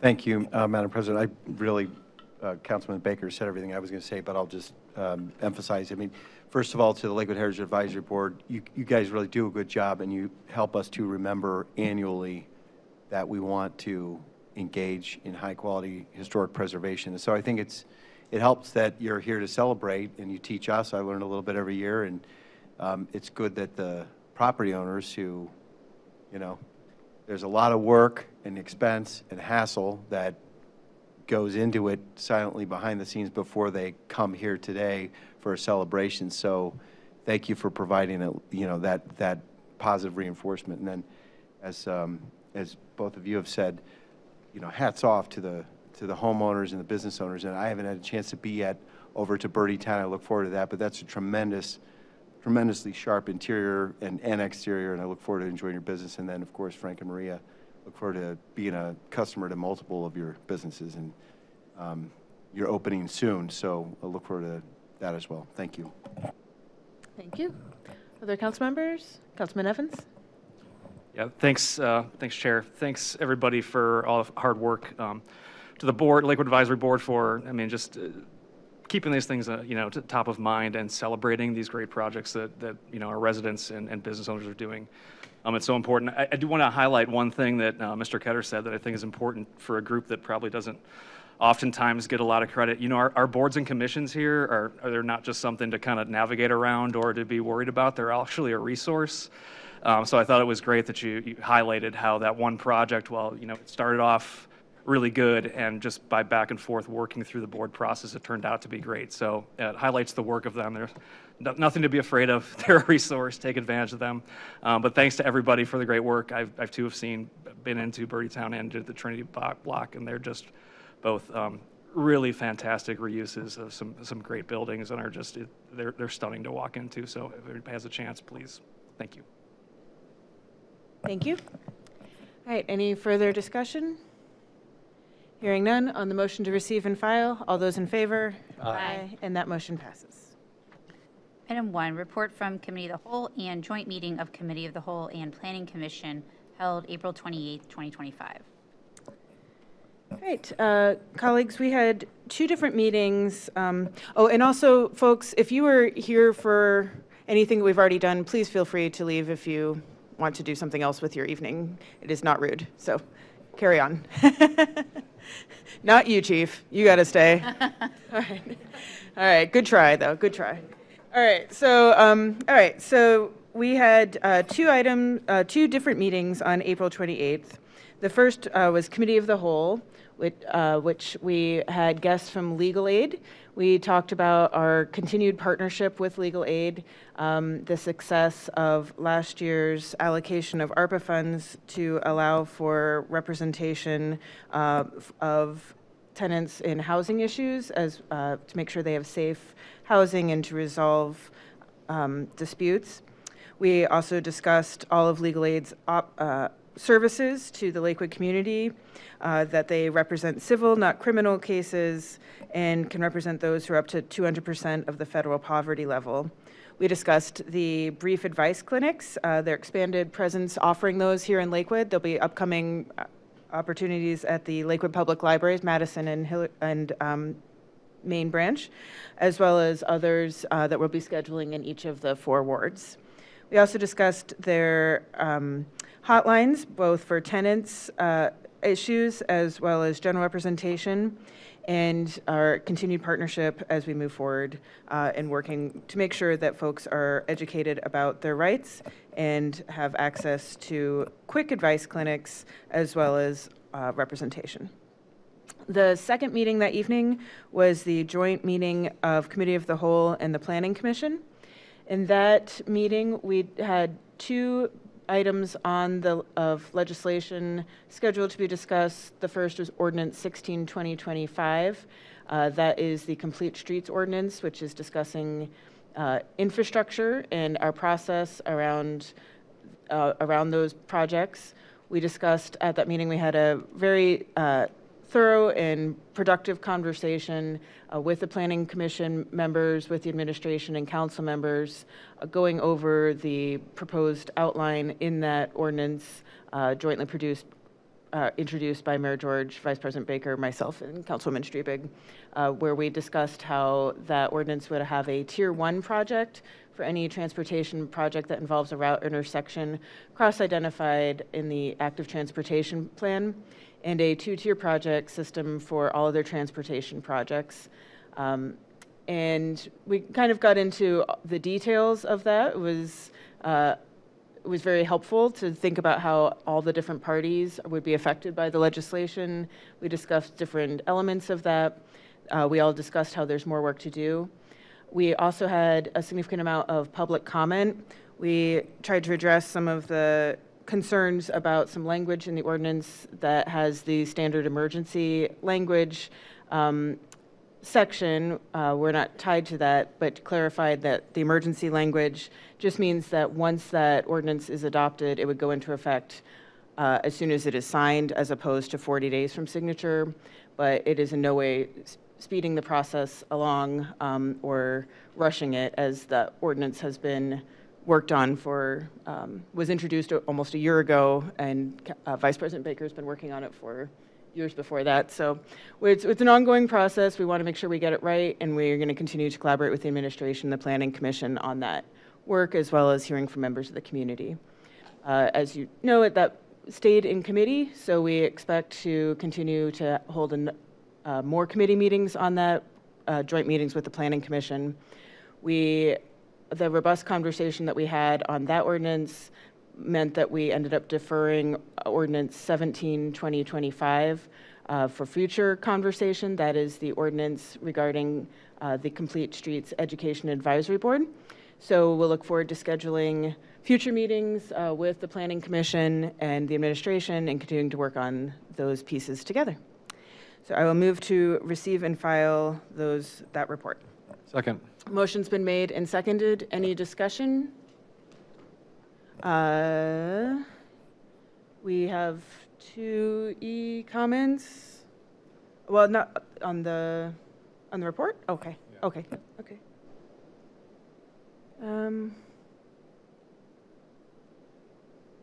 Okay. These are, again, talking about process, and as I mentioned, this is still in committee, so nothing is being passed tonight, and we'll continue to be discussing it in committee. And then, any further discussion? Hearing none on the motion to receive and file that report. All those in favor? Aye. And that motion passes. Item 2, Ordinance 16-2025, an ordinance to take effect immediately to enact Section 901-23 Complete Streets of the Codified Ordinances to address the livability and safety needs of Lakewood by building upon efforts to promote an equitable multimodal transportation system. Move to defer. Second. Motion's been made and seconded, and I'll just add, again, I know most people don't spend their Monday nights coming to council meetings, despite the attendance here, but just for a little explanation for those not used to process, our typical process, standard procedure is that we would have an ordinance introduced, it gets referred to committee. Ordinances typically have 3 readings. That committee meeting counts as one of those readings. So this ordinance has been read and referred to Committee of the Whole, which is all of us. We can't discuss anything with each other in terms of deliberation on legislation, except in an open public meeting like this. So when we want to have more deliberation on specific ordinances, we refer them to what we call Committee of the Whole. So that's a way for us, all 7 of us, to be able to legally and publicly deliberate on legislation. So that's what we did with this ordinance. We referred it to Committee of the Whole. We had a joint meeting with Planning Commission.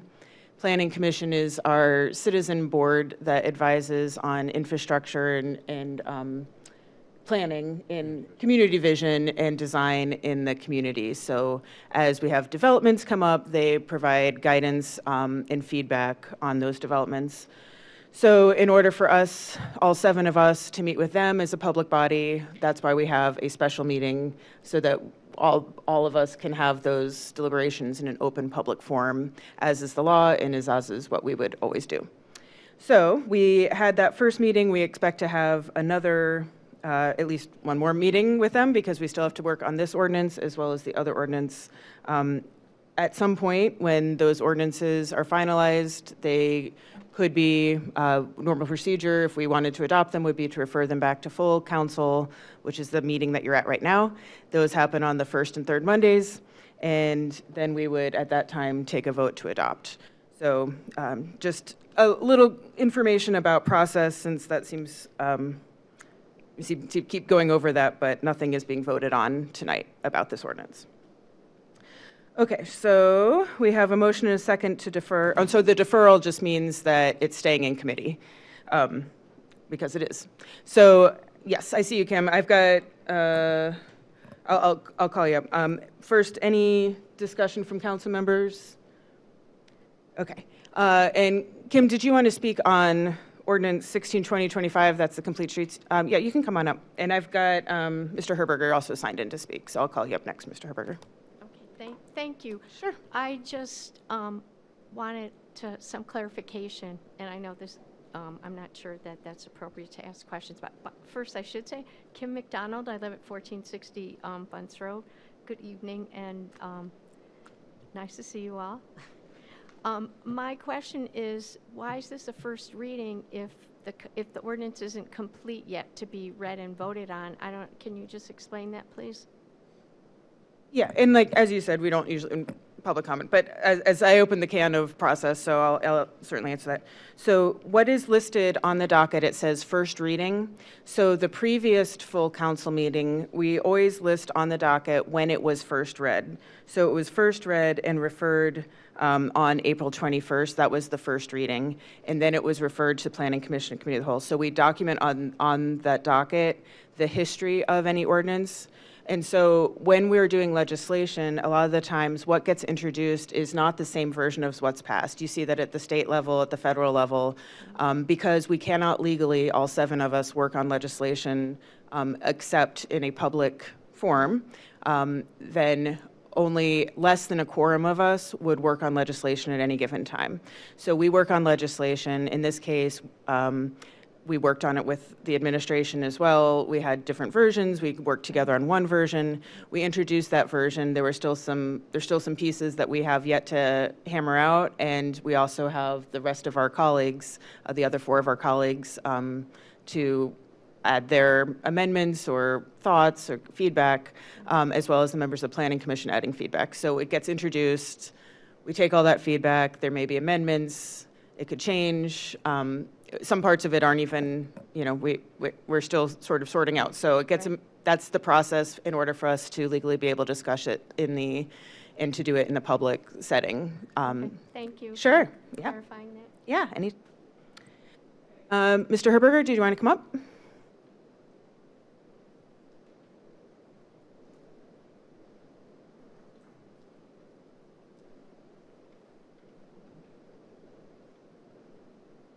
Matt Herberger, 1448 Bunce Road. I feel like I should just defer my comments to the public comment period. It sounds like this particular ordinance, 16-2025, is a long way from being fully discussed and approved. So I will reserve my comments for the public comment period. But I do want to say, Ms. Keppel, that I do appreciate you elucidating. It is helpful. Thank you. Anytime. All right, thank you. And I'll mark you down so I don't forget to come back to you, Mr. Herberger, for public comment. All right, so we have, I don't have anybody else, I don't think, signed in on this topic. Danielle, is there anybody on the other sheets? I know we've had people signed in different places. Oh, we had quite a few e-comments. This is a good time, while she's checking that, for anyone who does not know. Several years ago, we added this e-comment feature, actually during the pandemic, right before the pandemic. Yeah, right during, because we were trying to figure out how to, allow for public comment. And okay, there's general. We found that there was this feature in our software that allows for folks to submit e-comment, so if whether or not you can be here in person, you can still submit a comment for the public record. We always include these in the minutes, so it is a way to get your voice in the public record, whether or not you can physically be here. So I just wanted to highlight that, and obviously folks are taking advantage of it.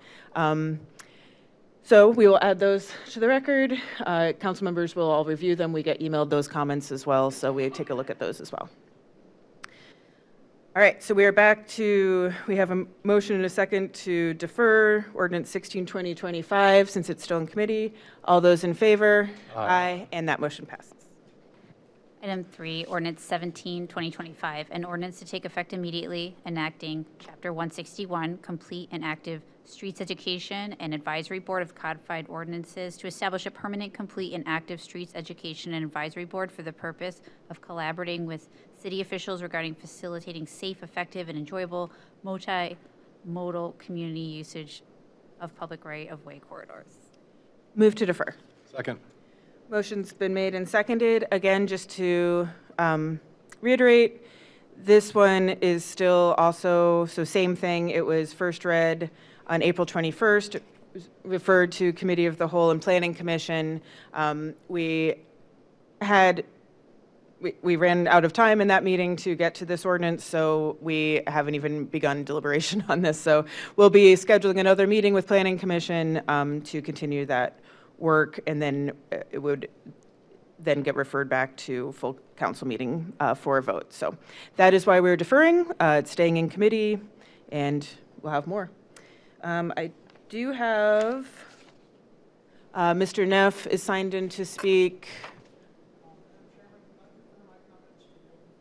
You certainly may. Yep. So I'll defer to open public comment for Mr. Neff. Quick look, I don't see anyone else signed in to speak on this particular ordinance. Did anyone want to speak on this specific ordinance? Okay. Then on the discussion? Pardon me, Yeah, Madam Councilman Bullock. President. So, one question for you and also one comment. Do we know when we might schedule the next chance to talk about this proposed ordinance, since, as you noted, we had a lot of good conversation about the one that came right before, but we needed more time for this. So I look forward to this too. I'm very interested in what is proposed, and I think it could be a way to get more citizen input, which is, we can see there's a lot of residents here who want to speak up about various transportation projects. So this could be a way to include them, include all of us, I should say, in the process.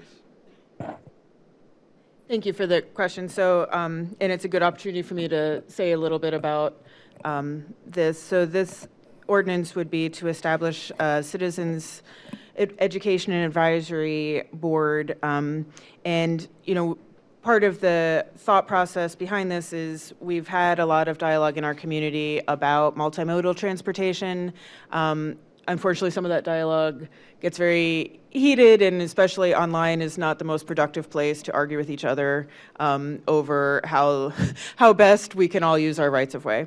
So this creates a space for some of that dialogue to happen in a more productive way, as well as with us and with you all together. It also provides an opportunity for us. The previous ordinance is talking about big infrastructure projects. This is talking about more of both quick responses, whether that is flexi posts or signage, as well as education. So when we have folks arguing with each other on Facebook about whether that's a turn lane or it's only a bike lane or it's both, what does that sign mean? This can help elucidate those things, as well as promote, we're coming up on Hike and Bike to School Week, those kinds of programs, as well as, just connecting the community in a positive way so we can be productive, have this conversation productively. So that's what this ordinance is about. It's funny because we get feedback both hurry up and pass it, and also slow down and don't pass it too quickly. So we're trying to, again, have that dialogue in a productive way and balance that. So I do hope to schedule that soon. We do have other committees as well. So we'll be looking and working with the Planning Commission because it is jointly referred, and they also have other jobs as well. So we'll hope to get that scheduled quickly. And I'm sorry, Madam President, one more point. So that we've got 4 public comments on this as well. I just want to say to the members of the public who are making public comment, I think it's good and helpful that we use this tool and we can go back and refer and read again. So I know that we've got a number of, I don't know, we've got dozens at this point, maybe as many as 100 public comments on a couple of transportation matters. We don't spend time in the meeting reading it word for word, but please know, everyone, that it's having a positive impact. We appreciate it. So thanks, and keep using this tool. Thank you. Councilwoman Hamilton-Steiner. Thank you, President Koppel. So I just want to thank you for explaining the process. I have spent many meeting nights on the other side when I was, merely a citizen activist and didn't necessarily understand the process, come to a meeting, think that something's going to happen, and nothing happens. So, and it took me a little bit to finally understand the process. Then once I understood the process, I knew how I needed to engage and connect with council and with administration. So thank you so much for doing that, for explaining, take the time. I think that's important. Education is important so that we can have an engaged citizenry. Thank you. Well said. And I certainly agree. This is when we just actually, yesterday, I'm going to take a moment of privilege, but yesterday was May 4th. And as a Kent State grad, I always think about that day and the importance of the ability to express ourselves and free speech and gathering, and as a activist myself, and that's how I got into this role, as I've been out there and trying to understand dockets and what's going on. So I'm always happy to answer those questions, and we'll continue to do all we can as a council to make ourselves available. We started our community conversations last year in all 4 wards. Like I said, we initiated e-comment, and I'm glad to see it getting good use. At one point, it was discussed whether it was worth the money for it, and I'd say we're getting our money's worth, so that's great, thank you. And we'll continue to engage, so. Further discussion? Hearing none, okay. We have a motion and a second to defer. All those in favor? Aye. And that motion passes. Item 4, report from Finance Committee meeting held today, May 5th, 2025. Councilman Bullock. Thank you, Madam President. Today, the Finance Committee met and considered the ordinance, the proposed ordinance that follows this item on the docket, which is proposed ordinance 15-2025, which would expand the criteria for the homestead exemption for water and sewer bills to include very likely some more Lakewood residents. Madam President, you and Director Mahoney worked together to bring it forward. The Finance Committee had a good discussion. Other council members were here. We all recommended adoption to the full council of this ordinance, which briefly would change how income's calculated and also raise the qualifying threshold. We anticipate dozens more, maybe 100 more homes or households would qualify and save 25% on their water and sewer bill, which of course has been going up in recent years. The city's water and sewer infrastructure is old, needs to be repaired, and needs to be improved. We're under state and federal obligations to reduce the amount of overflows into Lake Erie. That's a good investment. Lakewood benefits by having clean, healthy water, but it's costly. So that means that the pressure on households with fixed incomes has gone up as well. And the proposal tonight, that the committee heard tonight and supported, is to match the way that those income qualifying criteria are calculated to what the county government's doing, and therefore extend to probably an additional 100 households, we think, that discount. So that's the report. Thanks to those who paid attention to these details and made the proposal. Move to receive and file that oral report. Second. Motion's been made and seconded. I will add, thank you, Councilman Bullock, for that summary. Appreciation to Director Mahoney for doing the heavy lifting on the research of this issue, and to Mayor George for co-sponsoring this with us. This is actually another great example of citizen engagement, because this was partially sparked. We've been certainly constantly thinking about affordability, and especially for our seniors aging in place. And we had a call from a resident asking about this, about how we calculate this. And as we investigated it, we found that we could do better. So if you think that we don't listen to you, this is an example of when a citizen actually gave us a really good idea and we did it. So thank you. And we're going to also, so just to be clear also, we talked a little bit in the committee meeting. So the way that this would work is if you're in a household with an adjusted gross income of $40,000 or less annually, you're eligible for this exemption. And so that would exclude the non-taxable portion of Social Security. So essentially, it makes more people eligible and raises before, I think it was $35,000. So that goes up as well as excludes those non-taxable Social Security benefits. So for folks who may have already filed taxes, you could potentially, you may want to take a look, or if you don't need to file taxes because of income levels, you would just need to follow up with us in the city here, and we'll take a look at your eligibility. So just in terms of process. Again, with process. All right, Councilwoman Strubig. Thank you. I'm happy to support any initiative to help our senior citizens at Lakewood with any kind of savings on anything that we can do. I am interested to hear the communication plan to get this information out to this specific group of 65 and over who may not be on Facebook or on any kind of social media, and I would be very interested to hear how that goes about. Thank you. Director Mahoney. Thank you, yes. And to answer your question, Councilwoman Strubig, and just to expand on it a little more, usually the applications are due by April 30th. I will offer the extension to June 30th, and so in the next round of water sewer bills, we'll put a little information about that and how to apply, and it'll be available on the website, or they can come into the water department to get an application. Fantastic. Thank you. Thank you. And thank you, Director Mahoney, for your flexibility on that. We talked about that in committee about how, at the timing of this, that it's after tax day. So I appreciate you being flexible on that and your team. Other colleagues? Comments on the communication? Hearing none, on the motion to receive and file, all those in favor? Aye. And that motion passes.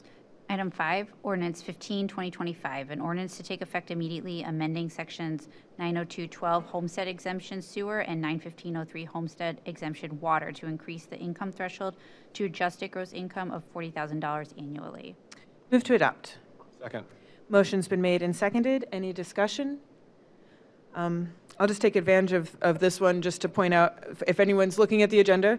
So just as we discussed, so this was first read and referred to was first read and full council on April 7th, referred to the Finance Committee, and then had second reading on April 21st, and then tonight we're adopting it. So just following through is what I was explaining on process. Here we are following our typical process. So, and this has the emergency language in it, meaning that it will go into effect as soon as it is signed, as opposed to 40 days, which gives people relief sooner.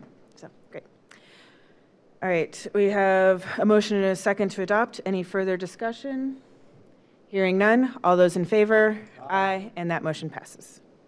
Item 6, report from Health and Human Services Committee held today, May 5th, 2025. Councilwoman Marks. Thank you. Today, the Health and Human Services Committee met with some of the Youth Council from Lakewood High School. The Youth Council was established in 2019 to provide City Council and the Mayor's Office with a youth perspective on issues that affect the city. These young, phenomenal students have recommended that we consider gender-neutral bathrooms in public buildings and new construction within the city. And they've provided a great formula to follow. So their recommendations were referred to the law department, so the director of law can work on creating an ordinance that could help us institute these protocols that the Youth Council recommended. And it was through the Youth Council also that their recommendations a couple years ago that created an ordinance so smoking was not allowed in the parks. So they're a great group of young people with active minds that want to make a difference here in the community. So I'm so glad that they brought this forward, and we're going to consider it and then continue working with them to make an ordinance possible within the city. So I would like to Move to receive and file. Thank you. Second. Motion's been made and seconded. Thank you, Councilwoman Marks. Any further discussion? Councilwoman Strubing. Thank you. It's been my pleasure for the last 16 months to work with Youth Council on their initiatives while they put their thoughts together on improving areas of our community that they see on a daily basis. And I think with the political climate in our country right now and the attacks on the LGBTQ community, that they thought that this was really important to bring forward at this time. And I'm looking forward to the recommendations from our law department on how we can make this happen. Thank you. Any further discussion? Hearing none. I'll just also add appreciation to the Youth Council, and we had some good discussion too about how this intersects with our work around ADA accessibility and having restrooms that anyone can use, so any human. So, all right. So on the motion to receive and file the report, all those in favor? Aye. And that motion passes. Item 10, announcement from President Keppel regarding appointments to the Lakewood Community Relations Advisory Commission. Dear colleagues, the Lakewood Community Relations Advisory Commission, unfortunately known as LCRAC, performs the important work of helping to bring our community together under the banner of diversity, equity, and bonds of mutuality. This letter serves to make official the following appointments to LCRAC. Based upon their involvement in and knowledge of our community, plus a demonstrated capacity for leadership, I am confident that the above individuals are exceptionally well suited to serve in this role. With these appointments, Council has filled all of its vacancies on LCRAC. I would like to thank my colleagues for formalizing these appointments in a timely manner. Move to receive and file that communication. Second. Motion's been made and seconded. Discussion. Continuing my education series, we have a number of citizen advisory boards and commissions here in the city. The Lakewood Community Relations Advisory Commission has 7 representatives appointed by council and 6 by the mayor, and we can just appoint them. Every council member can just appoint theirs. This letter doesn't actually appoint them. This letter is just publicly noticing that we have made those appointments. Likewise, when the mayor makes appointments to boards and commissions, she usually puts a letter on the docket just so that there's a public record of who we've appointed, but we also maintain those records as well. All right, so we have a motion and a second to receive and file the communication. All those in favor? Aye. And that motion passes. Item 11, communication from Councilmembers Evans, Bullock, Strubing, and Marks regarding follow-up on proposed resolution 2025-15 and the 4 E's of traffic safety. Councilmember Evans. Dear colleagues, we are ready today with an update on proposed resolution 2025-15, first read on April 7th, 2025. We continue to hear from residents on the need for comprehensive programming that addresses safety for pedestrians and cyclists. Today, we are laying out initial plans for additional and increased measures derived from the 4 E's of safety, that's engineering, enforcement, education, and encouragement. That, along with the complete streets and case ordinances, will create a foundation on which to build our vision of a Lakewood that is truly the most walkable city in Ohio. It's critical that our vision for a walkable Lakewood take a holistic view of safety that includes elements from all 4 E's. The complete streets ordinance will substantially improve the process for rethinking our streets, but other interim citywide projects and programs can enhance safety substantially between major infrastructure projects. These efforts, in coordination with education, enforcement, and encouragement programming, will work in cooperation with complete streets and case ordinances to shift our culture from driver-oriented to multimodal-oriented. Initial legislation will include provisions in budget to build a comprehensive library of walking and cycling encouragement tools and resources with an intent of sharing these with community partners, increase access to Safety Town and expand Safety Town programming, including a middle school Safety Town booster shot program for kids growing more independent, simple adjustments to citywide pedestrian signalization, enhancement of crossing guard program, including increased pay and implementing a system for crossing guards to efficiently relay observed driver behavior back to LPD.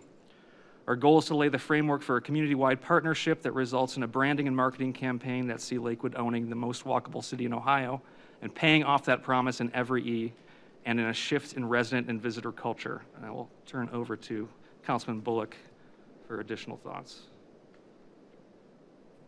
Thanks, Mr. Evans. Additional thoughts for the 4 E's. Engineering, proactive, city-initiated traffic calming on half of the north-south streets, speed bumps and tables, neck-down intersections with other throughways, permanent live speed signs, chicanes, et cetera. Re-examining medians for Clifton, especially at high intersections like Bell. All bike lanes painted bright green, all crosswalks painted with high reflectivity paint. Add east and west side multi-purpose trails like Bunts. All pedestrian signalization to match main signals, such as the all pedestrian signs to go to walk on main signal green without pushing the button. Pedestrian signal lead times for critical and high traffic intersections. Reevaluate street calming standards for resident-led calming efforts. I'll read one more section and then defer to my council colleague, Councilman Strebe. Enforcement, staggered enforcement for 1 hour before and after school, rotating between critical high school traffic intersection. Semi-annual report out to community on citations, trends, et cetera. Concentration on ticketing for improper stops, failure to yield. System-based coordination with hike and bike programs. Mandatory share the road training for sighted drivers, situationally based. Strict enforcement of signage in key areas. Thank you. Education is coordination efforts between the City of Lakewood and the Lakewood City Schools, expansion of Safety Town, including cost-free options, middle school Safety Town booster, as Councilman Evans just covered, scheduled blitzes of critical safety information for drivers, expansion of the Citizens Police Academy, monthly safety reminders in schools, widely shared maps showing location of bike friendliness routes to include types of facility, shared arrowed, or what is that, sharrow? Designated lane and separated lanes, coordination with local advocacy groups, and encouragement. Introducing community discussions with local experts to be convened by the Healthy Lakewood Foundation with 100% support of city and schools. City House identified based brands and marketing campaigns actually own most walkable city in Ohio and pay for it with investment in all of the above. No streets are over 35 miles per hour in Lakewood campaign, and bike parking is always free all day, every day. Signage along with other marketing campaign-based messaging to gently encourage biking and walking. Okay, there's just a couple more, and it will move on from this. Build example need-based itineraries for residents, comparing timing and convenience of potential typical trips. Example, my kids need to be at school on time. I have a doctor's appointment. I need to pick up meds, and I need to pick up something for dinner. This can be a practical counter argument for the need for use a car for every trip. Incentives for kids to walk or bike to school, and good traffic tickets for calling out people who are doing the right things on the road. We respectfully request this communication be referred to a committee of the council's choice for discussion with a goal of developing a replacement legislation for Resolution 2025-15. Thank you. Thank you. All right, so Resolution 2025-15 is currently in Committee of the Whole, so I'll move to refer this communication to Committee of the Whole. Second. Motion's been made and seconded. Discussion? Madam President. Councilman Bullock. We've detailed quite a lot here, and it'll all be done by Labor Day. Easy peasy. No, I think the idea here is that the initial introduction was ambitious. We're attempting to be thoughtful in detailing what success might look like. Will everything on here happen? Maybe not right away. Probably a lot of further work, research, and development needs to happen here. But what we're attempting to do is provide a lot more thoughtful substance that we can all work through. And it also shows how these things can work through in a coherent whole. I know that the councilman and I, Councilman Evans and I were in a meeting with somebody else who came up with no streets are over 35 miles per hour in Lakewood. It can be that simple. And the police know this and are increasingly writing, citations for that. But it could be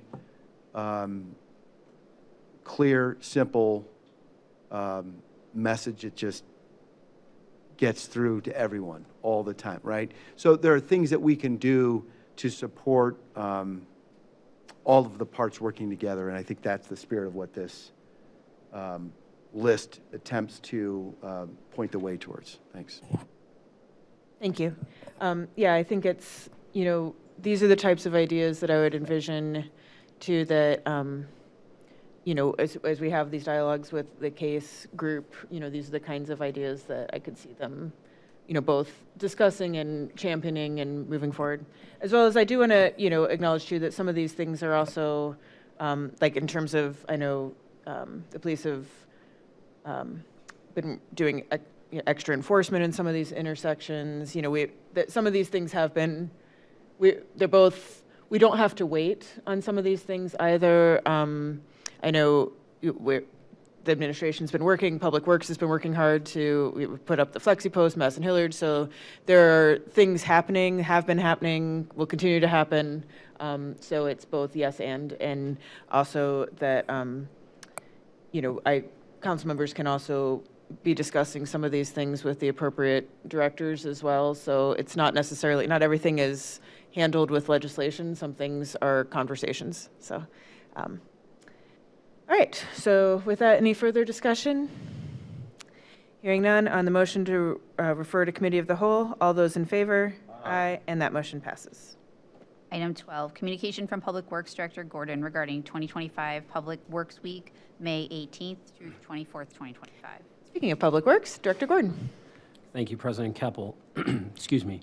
The following is a resolution proclaiming the week of May 18th through the 24th, 2025 as National Public Works Week. The American Public Works Association is proud to announce the theme People, Purpose, Presence for the 2025 National Public Works Week. The People, Purpose, Presence theme highlights three cornerstone ideals that motivate the public works professionals to serve the city of Lakewood every day. Meeting the needs of residents is what gives public works its sense of purpose.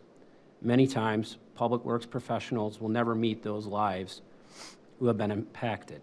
Yet, with or without fanfare, public works is ever present, working in the background to advance quality of life for all. These professionals continue to provide essential services that leads the city of Lakewood to be a healthier, happier, more vibrant community.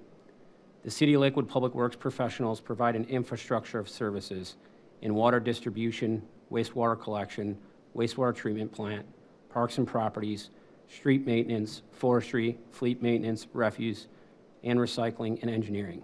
They are what makes Lakewood a dynamic place to live and work. I kindly ask that City Council adopt the attached resolution to join me in celebrating the quiet work these professionals do that makes life better for all Lakewood residents. Please let me know if you have any further questions. And I just wanted to say again, I wanted to thank the 100+ employees in the Public Works Department for what they give day in and day out. A lot of it is a lot of work behind the scenes. A lot of sacrifices are made on their behalf, and in my position, I dearly appreciate it. Thank you. I'll first move to receive and file the communication. Second.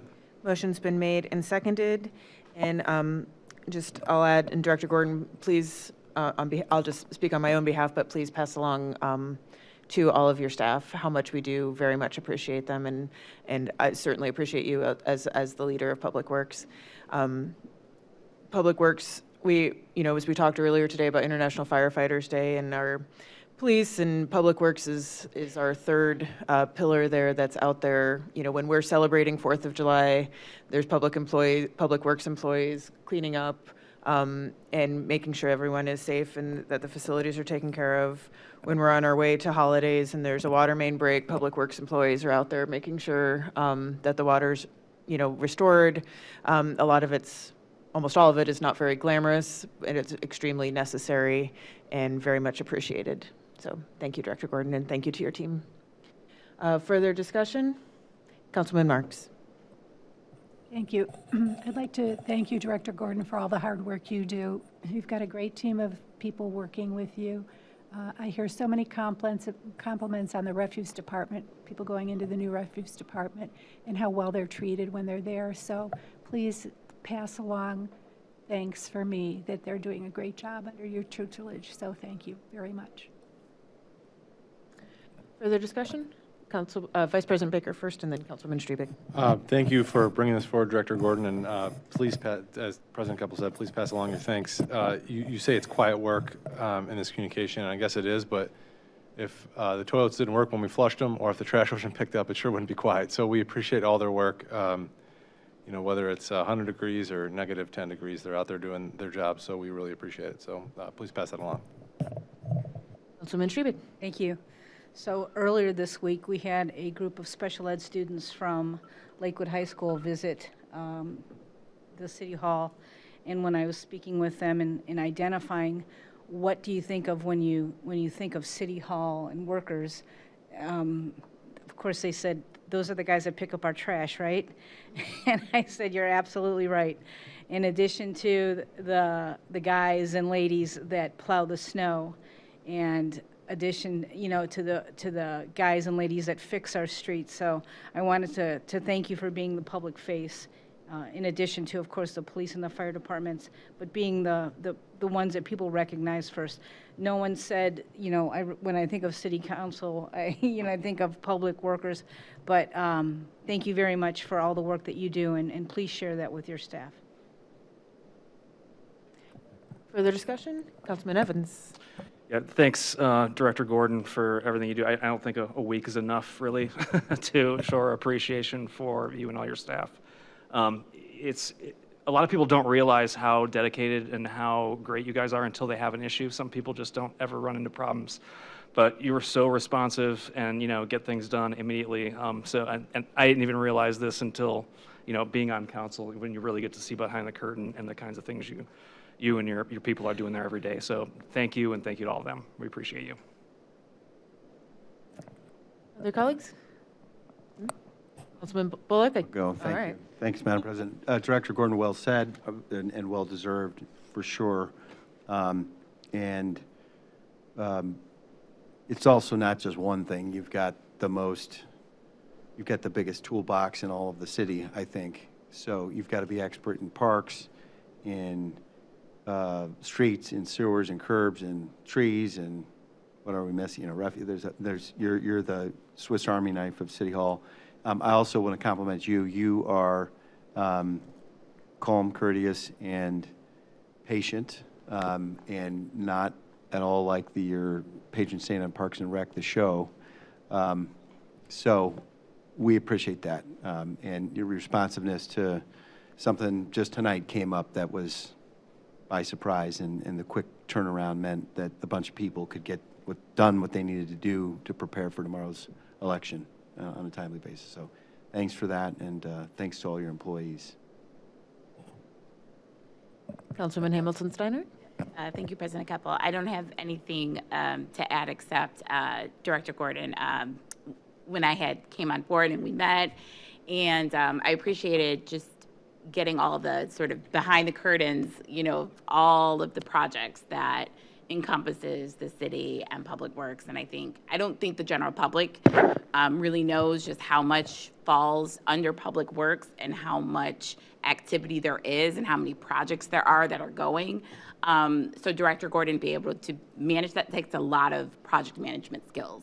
So I just want to recognize you and just thank you for all your work. And I know that it's a thankless and tireless job, and send my appreciation along as well to all of your staff. And I'll be right there when work gets started on my street. Okay, further discussion? Hearing none, on the motion to receive and file the communication, all those in favor? Aye. And that motion passes. Item 13, Resolution 2025-21, a resolution to take effect immediately, recognizing May 18th, 2025 to May 24th, 2025 as National Public Works Week. Move to adopt. Second. Motion's been made and seconded. Any discussion? Hearing none, all those in favor? Aye. And that motion passes. Item 14, communication from Public Works Director Gordon regarding 2025 Ohio EPA Community and Litter Grant Program. Director Gordon. Thank you, President Keppel. The city's Division of Refuse and Recycling was awarded $200,000 from the 2025 Ohio Environmental Protection Agency Community and Litter Grant Program. With this grant, the City of Lakewood committed to a 25% match of $50,000, and these funds have already been budgeted and will be taken from the city's general fund. The Division of Refuse and Recycling will use this grant to purchase an estimated 4,630 residential recycling toters. Some of the current toters are 15 years old and have been in use since 2010. The estimated 4,630 toters purchased will be distributed to households dated from 2010. The Division of Refuse and Recycling has determined these households using information from our current system, which lists every house address that was previously issued a recycling toter. Using this system, the Division of Refuse and Recycling was able to gather a list of the residential addresses that received the toters in 2010. Pursuant to Lakewood Codified Ordinance Section 111.14B, this letter serves as notice of our intention to accept these funds. Please let me know if you have any further questions. So just one follow-up. We received this grant last year, if everybody recalls. We received it again this year. So we're going to make some modifications to how we handled the program. But again, this is just another year of getting it. Thank you. Thank you. Move to receive and file. Second. Motion's been made and seconded. You know, it's funny is I never thought of the word toter before being on council, and I now all the time we talk to people about their toters. So thank you, Director Gordon and your team, for staying on top of keeping us in good shape with those and making sure folks can recycle. All right, any further discussion? Hearing none, all those in favor? Aye. And that motion passes. Item 15, communication from City Planner Sophia Jones regarding acceptance of donation, Neograph Solutions, Spring Tree Giveaway Program. Director Byington. Dear President Keppel and members of council, the City of Lakewood continued to partner with the Tree Advisory and Education Board to host the second annual Spring Tree Giveaway. The event pickup took place on April 26, and all 200 trees were reserved for pickup.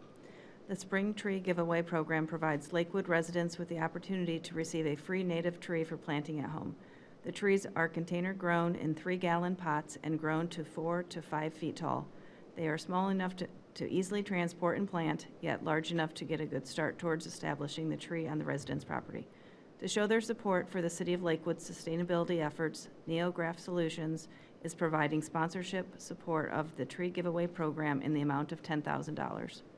This letter serves to formally thank Neograph Solutions and notify Council of our acceptance of the donation towards providing funding that will address local environmental challenges, advance the city's sustainability efforts, and positively impact Lakewood residents. Thank you. Thank you. I'll move to receive and file. Second. Motion's been made and seconded.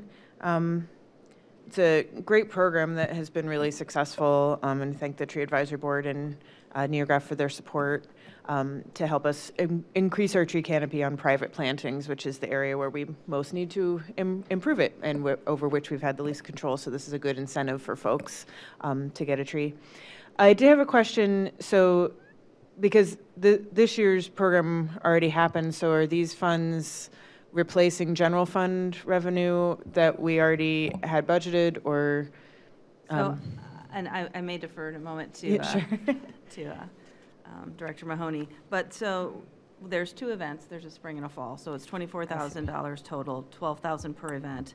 We had a $7,500 donation from Healthy Lakewood Foundation, and then we have the $10,000 coming from Neograph. So I'm not, at this point, I will defer to see how the money will go in and if it'll be, how it'll be moved around. Simple answer is yes, it'll replace the general fund money, and, you know, it will help in the general fund balance to help budget for next year too. So, I mean, just it's covering this year's cost, something that we wouldn't have had to pay for, the $10,000. Great, thank you. Any further discussion? Councilman Strubing. Thank you. I just wanted to also thank Neograph for this donation, and thinking about the Tree Advisory and Education Board meeting that we had the other night with the announcement that over the year we'll plant an additional 800 trees, which just blows me away. I think that that's fantastic to have another 800 trees in addition to those that will be replaced during construction. So it could be more than that. We don't know yet, but I think that that's great, and I wanted to thank Neograph specifically for helping with that effort. Thank you. Councilman Evans. Yeah, just another quick comment to thank Graf, but also the Tree Advisory and Education Board, who it was a remarkably well-run event, the tree pickup. I mean, just smooth as can be. It was not a particularly nice day weather-wise, but everybody was in a great mood, happy to be there. They had a demonstration of how to correctly plant the tree, which is great. Not everybody is, has a green thumb. So thank you to them for all the work they put into the event. Yeah, thank you. And I, again, this is another hat that Public Works wears, so thanks to the Public Works team and the Streets and Forestry crew. I had the opportunity to be on the Council Liaison to Tree Education Advisory Board. I'm always talking about it because it's a great board, but that's a great example of, this was an idea that came from them, of the tree giveaway for private planting, of where the city, we identified in our long-term planning for tree canopy the need to increase private plantings, and it was the citizens on the Tree Advisory Board that found the Arbor Day grant that it pays for a good chunk of it, as well as the software where folks can go on and see what that tree would look like in their yard, and so can right-size the tree. They did all that research, and then our awesome Streets and Forestry team worked with them, and it's a great win-win-win here where we're helping to meet our goals, and they're doing, some of the work and have good ideas, and it works for everybody. So that's kind of what I'm hoping to see with the Case Advisory Board as well, but just that's great when things work out that way. All right, any further discussion? Councilwoman Marks. Yes, thank you. I personally took advantage of the tree giveaway this year, and it was very well run, and got advice on how to plant my tree. Councilman Evans was there to help me pick out the tree, so I'm looking forward to planting my dogwood in my yard. But it was very well run, and I do want to acknowledge Neil Graff for making that great donation to the city also to provide more trees for our canopy. It's very generous of them. Thank you. Thank you. All right, any further discussion? Hearing none, on the motion to receive and file the communication, all those in favor? Aye. And that motion passes. Item 16, April 2025 Finance Department vendor report submitted pursuant to Lakewood Codified Ordinance 11103. Director Mahoney. Oh, I guess actually we just receive and file this. Never mind, unless you want to say something about it. I'll move to receive and file. Second. Motion's been made and second. Sorry to put you on the spot. I was like, saw finance and, yeah, okay, yeah, sure. You want to read every single line? Okay. All right, so we have a motion. Oh, yeah, Vice President Baker. I will say, and kudos to the finance team, the reports have changed a little bit, and they have a description now, which is different. So we, if you want to talk about that, but appreciate the extra work. I'll just give a kudos to my finance staff, Keith and Jessica. They kind of changed the reports a little bit, so. Yeah, it's just helpful for the public to see where it's going, for council to see where it's going, so we can all stay on top of it. So appreciate it. Thank you. Thank you. All right. Any further discussion? Motion to receive and file. All those in favor? Aye. And that motion passes. Item 17, liquor permit notice regarding Kenilworth Tavern. Dr. Varga, I'm sorry, did you send me? We have this. Okay. Yes, Madam President, we sent it out today, and the establishment is simply changing the ownership from sole proprietorship to an LLC, so that creates no statutory basis to object. Thank you. All right, thank you. And so our custom to turn to the ward, so that'd be Vice President Baker for Ward 1. I see no statutory reason to object. All right, so I'll move to file without objection. Second. Motion's been made and seconded. Any discussion? Hearing none. All those in favor? Aye, and that motion passes. Okay, we've now come to the end of the agenda to public comment. As I mentioned before, the protocol is set forth is when I call your name, you can come up to the microphone. The mic is already green, so you don't need to push anything. When you come up, you'll have up to 5 minutes. Please address your remarks to the chair, that's me. Avoid personalities, and try to keep your remarks civil. Okay, first up, we have Matt Herber.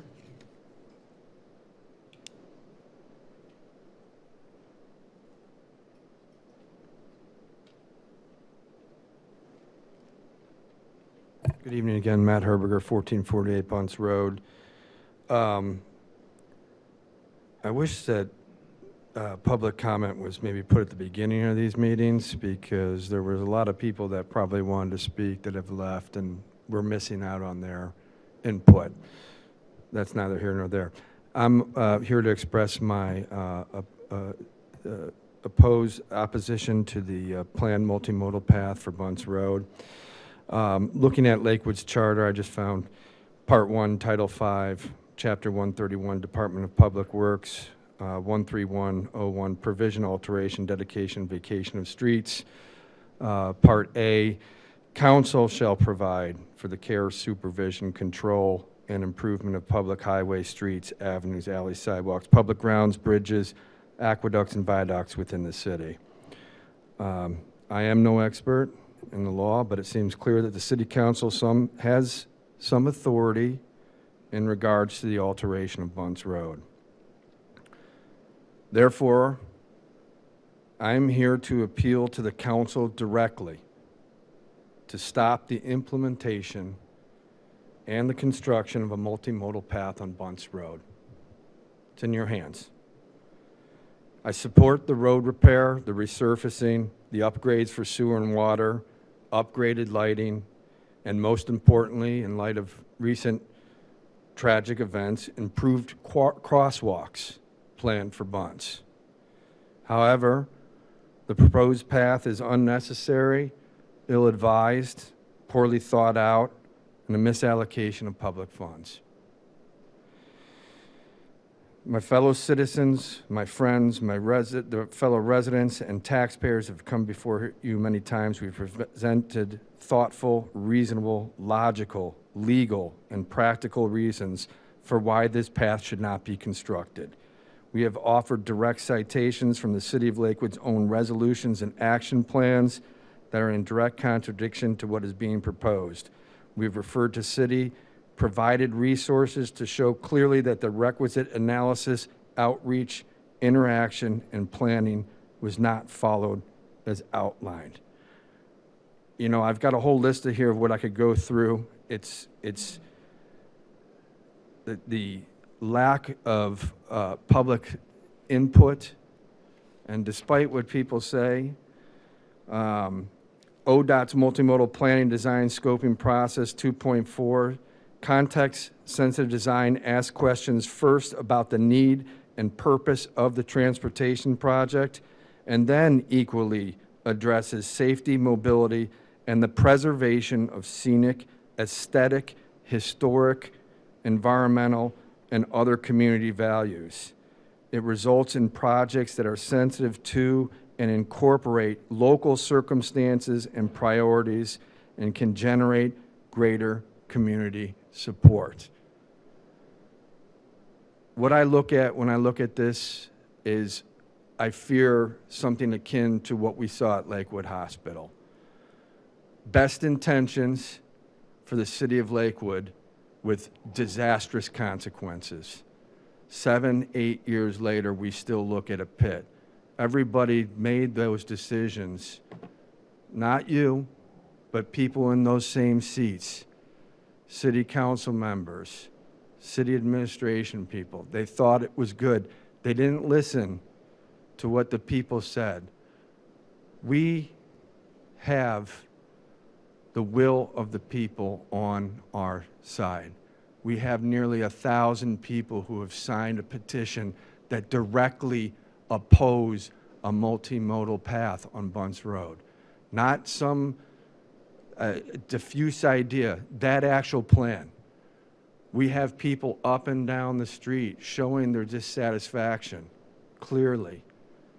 Now, we've come here again and again and again, and I appeal to all of you as elected representatives of the people, of the citizens and the taxpayers of Lakewood. You have a responsibility to put a stop to this. It is not appropriate. It's not correct. And I just want to give a shout out to my father who he's came here. He's not going to come up and speak. His name's John Herberger. He's lived in the same address on Lake Road for 51 years. He also spent some time as a young man on Grace Avenue. So I thank you, Dad, for coming and supporting.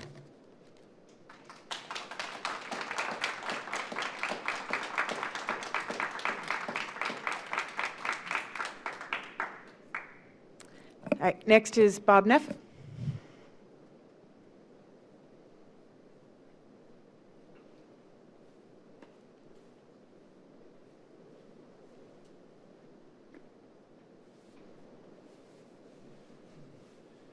Thank you, Madam Chairman, and I appreciate you listening to me. I've been up here before at another meeting, and my concern, along with some of the other concerns, is primarily safety.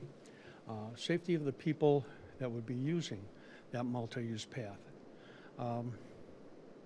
I live at 1429 Bunce. I am right next to Bruce's Automotive. And it's roughly about 75 feet south of the get-go driveway. Cars going in and coming out of get-go on Bunce Road. Bunce is a busy street, so when you're backing out of your driveway and you have an opportunity to get onto the street, you don't tarry, you move. And I can't tell you how many times I've sat in my driveway on the apron, checking for traffic, and the last thing I do, if traffic looks good, I check back down toward Detroit, looking at that driveway of get-goes. Nobody there, nobody coming toward the driveway from get-go. And I back the car out, I cross the northbound lane into the southbound lane and throw the thing in drive and don't waste any time and look in my rear view mirror and there's a car right on my bumper. Those cars come out of there. If they're going south on Bunce, they don't care about traffic in the other direction. They just look down toward the light at Detroit, and if there's nobody there, they're out of there. And I just worry about something happening when somebody on a skateboard, on a bike, comes down that grade on the multi-use path, and somebody just, somebody's looking down to Detroit to make sure that they can get out of there, and they just, go through that sidewalk, and we could have a tragedy. And there are other reasons I oppose this, and they've been discussed by other people, but primarily I'm worried about the safety aspect. So thank you very much. Thank you.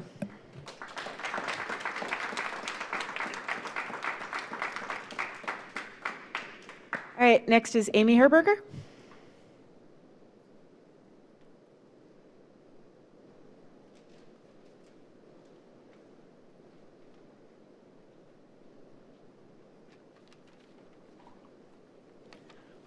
Good evening, Mayor and members of the council. I am Amy Herberger, a resident of Bunce Road, and I'm speaking not just for myself, but for a community that feels unheard and at risk.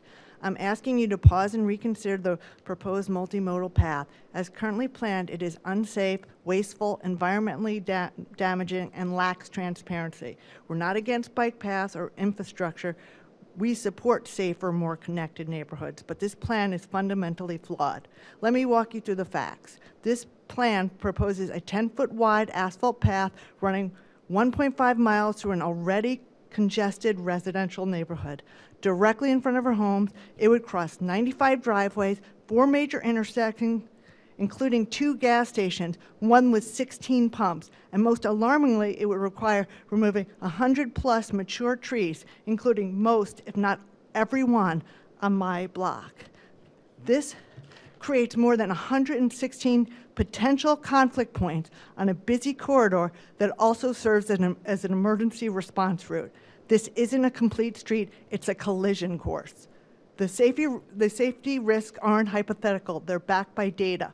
The Federal Highway Administration and the CDC report over 40% of bike pedestrian crashes occur at intersections and driveways, exactly what this plan increases. A study in the Accident Analysis and Prevention found that shared use paths have 2.6 more time for crashes. A JAMA study found that 45% of scooter injuries happen on shared paths due to mismatches in speed. So why move forward with a risky design that clearly did not have the time to be thoroughly researched, admittedly at the last public meeting, especially in a high-traffic emergency response zone? We're a walking school district, yet your own active transportation plan says 61% of caregivers rank intersection safety as their top concern. And this project adds hundreds of new conflict points, 116 near our schools. Even more troubling is the lack of transparency. The public was initially told the project was under discussion, only later to learn it was approved before the comment period ended on June 9th. Over 900 plus residents signed a petition opposing it, yet a no-build option was ever seriously considered. And at a recent public meeting, staff admitted, we just don't have enough time, rushed by deadlines to chase a small pot of funding. This is not responsible planning, public planning. It's shortcut with the serious permanent consequences. Now let's talk about those consequences. Removing over 134 trees or more isn't just about appearance. These trees absorb up to 48 pounds of CO2 annually, cool the street by up to 9 degrees, boost nearby property values by up to 15%, and near a 16-pump gas station on a route to I-90, Lakewood's own tree action plan calls them critical infrastructure. Once they're gone for generations. Emergency access is also at risk. Bunce Road is a key fire and EMS corridor. In Boulder, Colorado, similar paths led to slower response times, more bike collisions, and a rise in complaints. And what about maintenance? Residents already report failing curbs, drain issues, and poor snow removal. If basic infrastructure isn't maintained today, how will we manage a 10-foot path with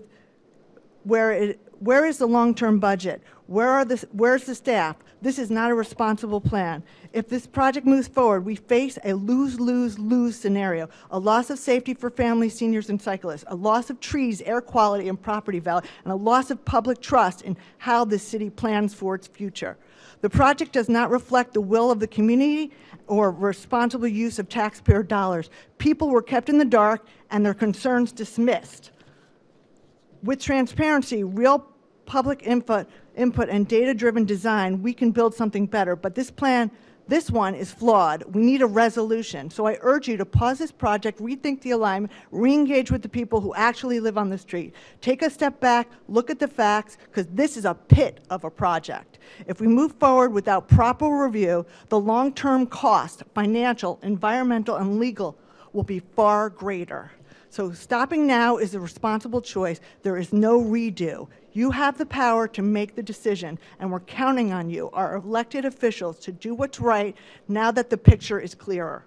The project hasn't been properly vetted. It lacks public support, time, traffic studies, and the environmental reviews needed for sound planning.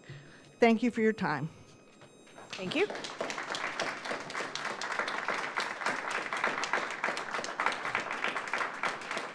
All right, next up is Robbie Organ.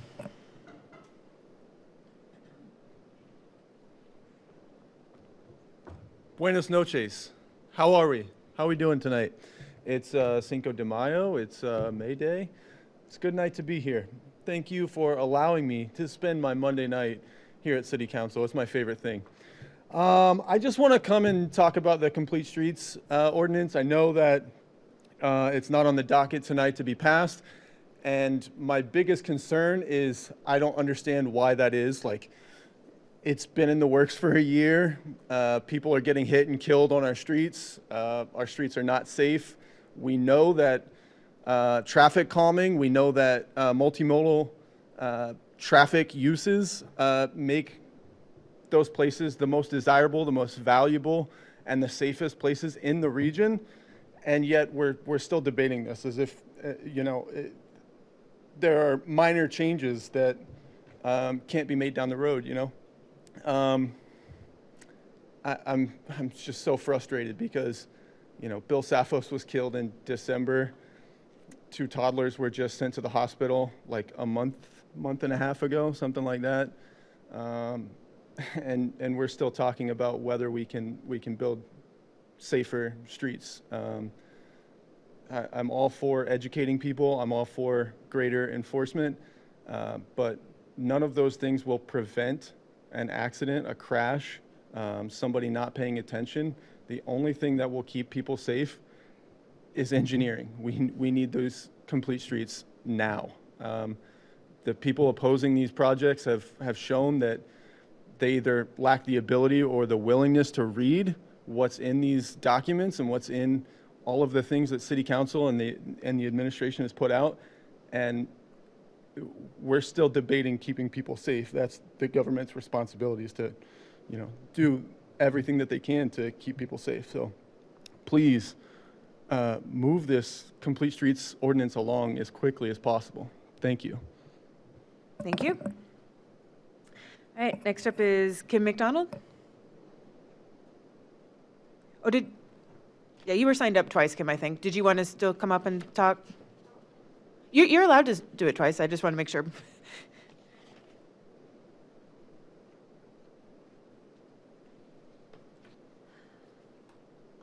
Hello again, Kim McDonald, 1460 Bunce Road.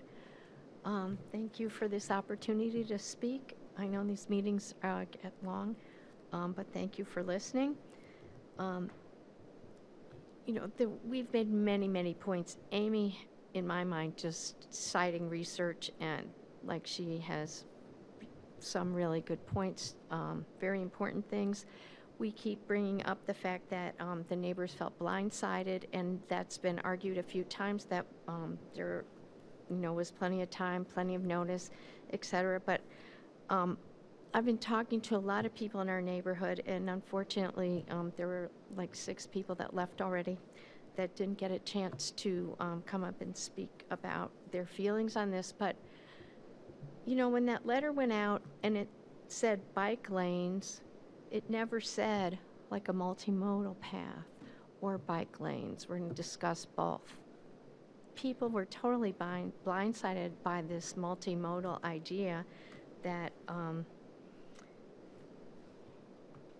that 135 trees will be cut down. We're going to lose 7 feet, not the 5 that's on the website. We're losing 7 feet of green space. We're adding 5 feet of blacktop, which absorbs heat. We're not going to have our big, lovely trees that we have now to help shade it and keep us cooler. You read about desert cities with the desert, I forget the term. It's all the heat held in for all the hard surfaces. We're adding more blacktop. That's not too agreeable to a lot of people. The environmental concerns, they're on the website, they're in your publications for the trees. We have beautiful trees. To cut them down and plant something and put more blacktop, and that we feel this is really dangerous. Get-Go's been mentioned. To me, the Get-Go driveway is probably the most dangerous place on Bunce, and yet that's the worst, because people pull right up on the sidewalk before they take a look. They're only looking for cars, and it's a big worry for even pedestrians or cyclists will be coming fast. The high school driveways are bad. Cyclists might be coming down that hill. Speed on bikes, I don't have the research right in front of me, but there's speed limits. Those cycles coming down the incline from Madison, hitting the driveways at the high school, and then at Franklin, there's a further decline, a couple on the street. These are just safety concerns that I don't feel have been given consideration. It's right in your documents, separate users in time and space. Well, the pedestrians versus cyclists, there's a big time there. Where's the space? I think the pedestrians are the most at risk here with a multi-modal path, and my friend has she can back that up with her facts. I just feel like there's been deaf ears on what the residents say. You you have your ideas, and they're good ideas. We want safe streets. We don't want accidents, but this is setting up many more accidents. Yeah, where were the traffic studies? You have no idea how many pedestrians are using that sidewalk right now. No idea how many cyclists. A good planning would include studies like that. Look at Boulder, Colorado, and how they set up. There are accidents there, but there's how they study a zone that they're going to put a multi-path in. It's extremely thorough, and I would recommend that people look at that because I think our methods really have a lot to improve. Thank you. Thank you. All right. Next up is John Papau.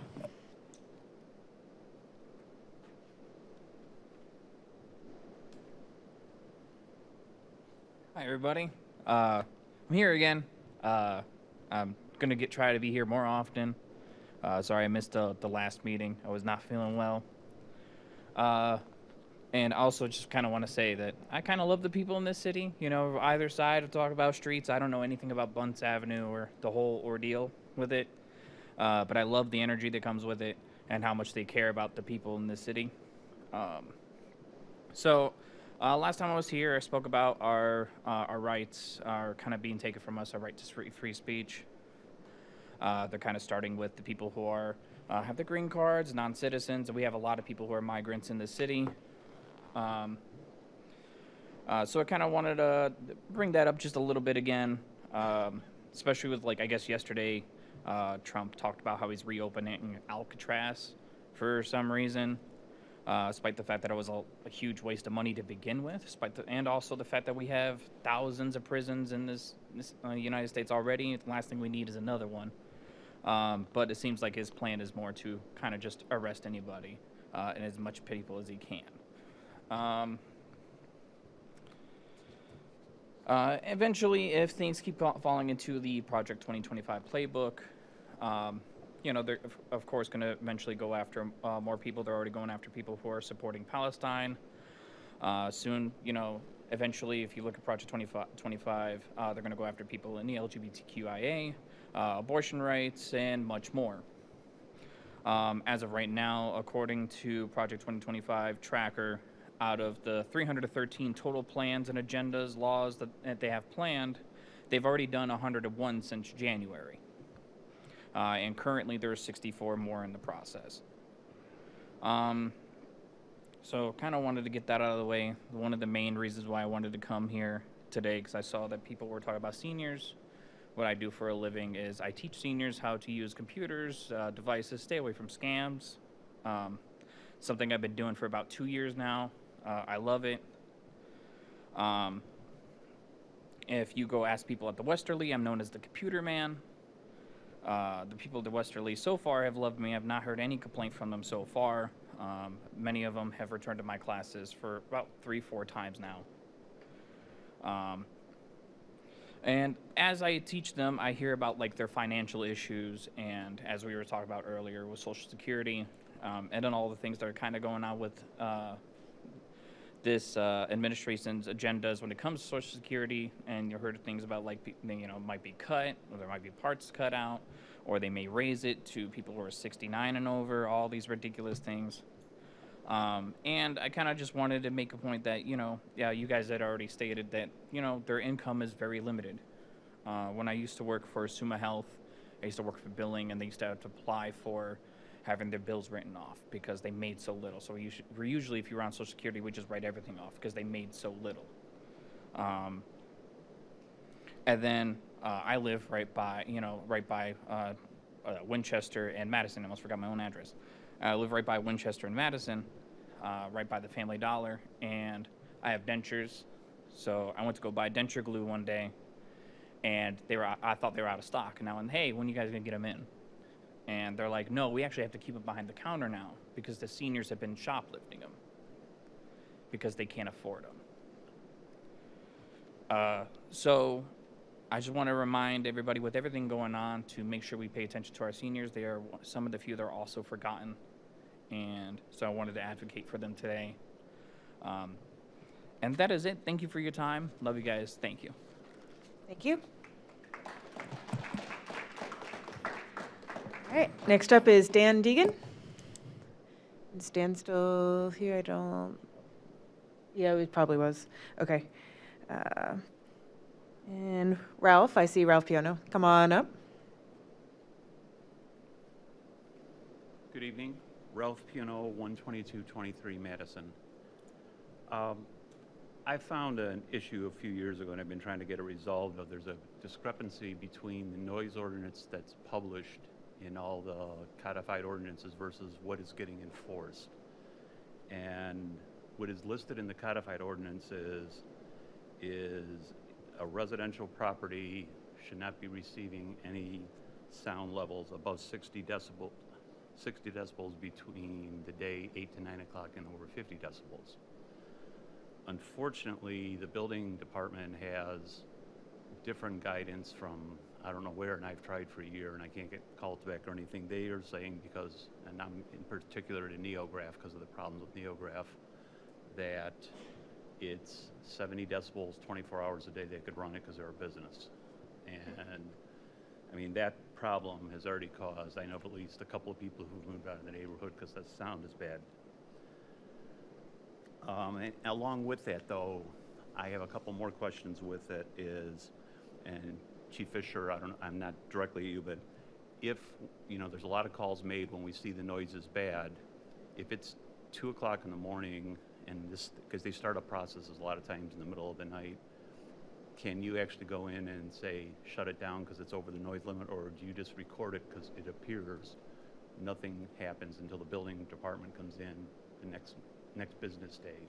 We had one a couple weekends ago. It started Saturday at 9 in the morning, and we had to put up with it till Monday morning. And these are processes too that are new, because when we did research on it, these new processes that were a few years ago in April, and now these ones were new scrubbers that Neograph installed onto their property, and this is a new process. This isn't old stuff, and it's causing different hum. This is not related to the rented compressor from about a year and a half ago. But what I'm wondering is how do we resolve this? And then in general, many cities have zoning ordinances that also regulate the pitch. That's called DBC, and we're regulating DBA. DBC is the level of it, and that's very easy to do. It's just a matter of Lakewood doesn't have that on the books. So in summary, I'm asking who could help me first to figure out what is the correct noise ordinance between the building department, law department, and everyone else. And I don't know if you guys could ask me who could take ownership to try to find that out, or how do I find someone to take ownership of that? And then how do we put a new request in for the DVC, the pitch of sound regulations? Thank you. Thank you. I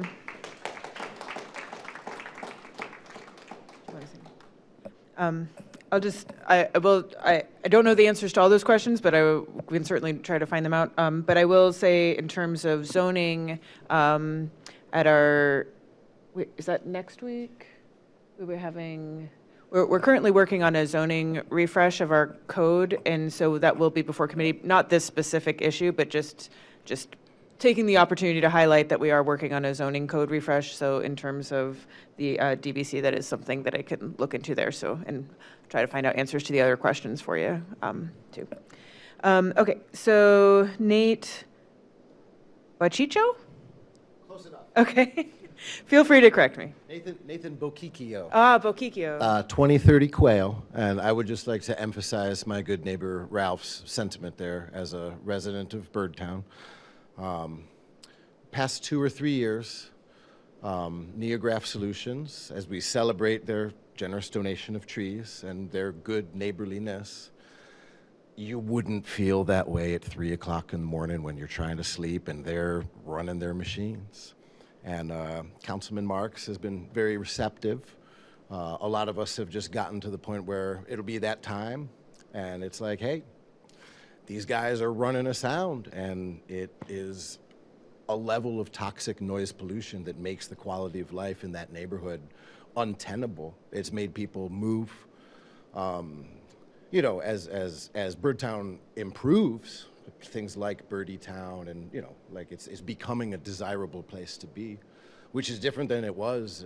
Growing up in Lakewood, it was a different neighborhood, and in the history of Birdtown, it was very different. And we don't necessarily have, you know, the type of environment there that we did 100 years ago, when it was Union Carbide and immigrant labor people and no building codes and no regulations, and it was just the industry and the workers. That's still the architecture of that neighborhood. And now we have $500,000 homes and multi-million-dollar businesses and expensive taxes. And to live in that space is Ralph brings up a really good point. Like there is a level of sound that is registered and measurable by Justin, I believe, in the building department. And he'll come out, and the Lakewood Police Department is also very receptive. You make a noise complaint, they come out, they say, okay, they are within their reasonable noise ordinance thing, you know. But I agree with Ralph 100%, and many of us in Birdtown agree that, you know, if you guys are doing a thing that you can revise the ordinances, you know, there's tones that are not DBA. You know, this is a tone that you can feel it in your teeth. You can hear it in the windows, you know. And I'm sure Neograph isn't really aware of this. You know, I don't mean to speak of them like they're, you know, the enemy or anything here, but their processes do make the quality of life in Birdtown awful from time to time when they're not aware or keeping track of their own noise pollution. And there's plenty of other concerns about a big factory in the middle of a residential area, and it is, I think, something that perhaps the council and anybody involved could think about, that you've got an anomaly in this town. You know, you have a very populated residential area with a huge industrial facility right smack dab in the middle of it. And it's cool that they give everybody trees. That's cool. But I think that they could be mindful of their processes, and maybe the council can help us to readjust these laws so that living in that neighborhood is as awesome as it is most of the time when, you know, they're not on the clock with their machines. Thank you.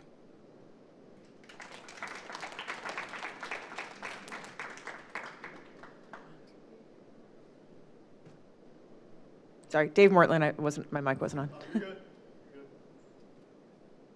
All right, thank you. A lot going on tonight. Obviously, you guys know why I'm here.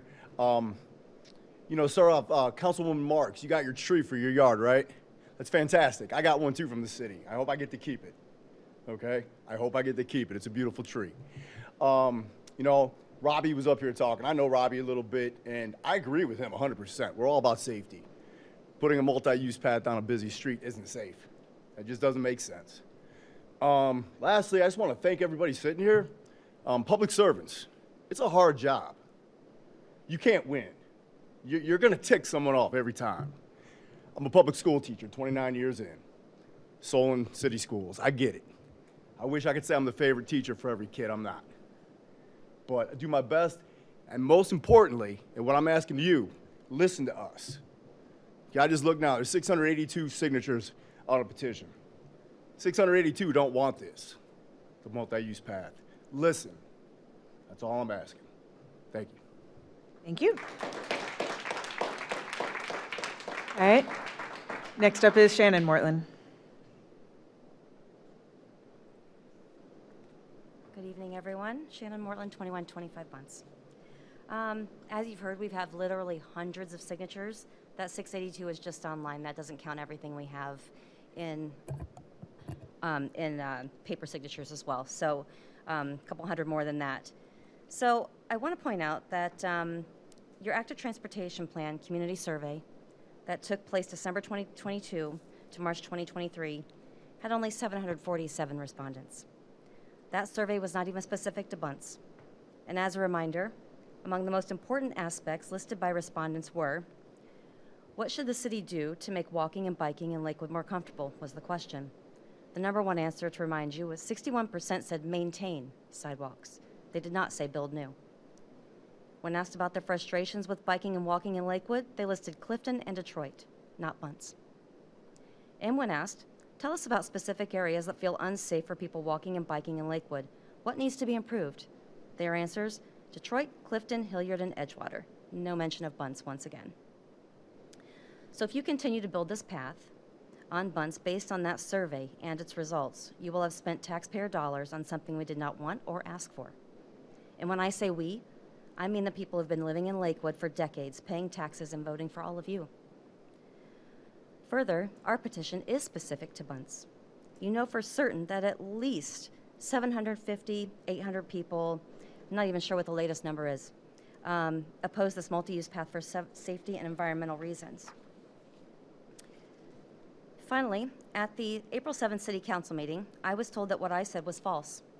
So today, I want to read verbatim the emailed responses to my questions from Jim Thompson, Manager of Capital Programs at NOACA. Question number 1.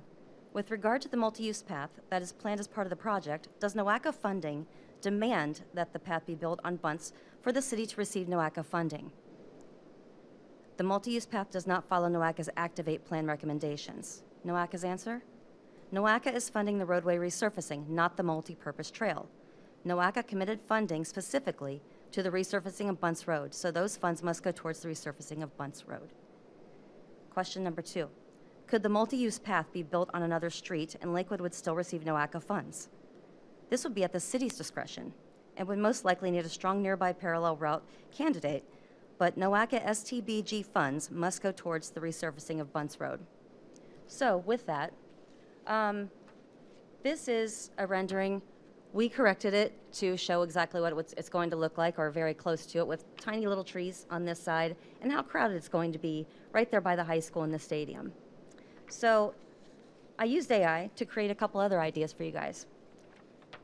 Here is actually a pretty decent, it's not to spec, but you know, it's technology at its best. So it shows a multimodal path, a bike lane, and the possibility of a multimodal path on a residential street that is not as traveled nearly as much as Bunce.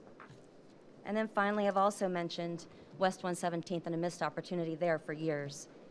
It doesn't look good. We need to address it. Maybe we work with the city of Cleveland in joint effort, but this is an AI rendering of maybe just one idea that we could do. We've got trees down both sides.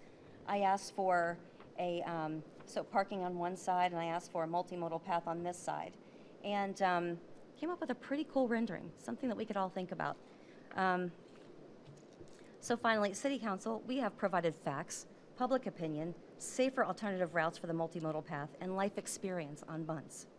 I'm not talking a few years of experience. I'm talking decades on Bunce and in Lakewood. We have debunked the myth of how this path is being funded. We have debunked the myth that changes can't be made at this point. Let's not forget about the changes you all made to the Bunce Rehabilitation Plan in January. And we've also pointed out that this multimodal path doesn't even achieve your own goals in your active transportation plans. So are you asking yourselves why you're charging ahead with this multimodal path? If not, you should be. If this path gets built, that doesn't mean we will all just go away. We will be right back here when it's crumbling, when someone gets hurt or killed, or when it doesn't get plowed. And we will hold all of you accountable as we should. The choice is yours, City Council. You can follow the leader, or you can be the leaders we longtime residents elected you to be. Thank you.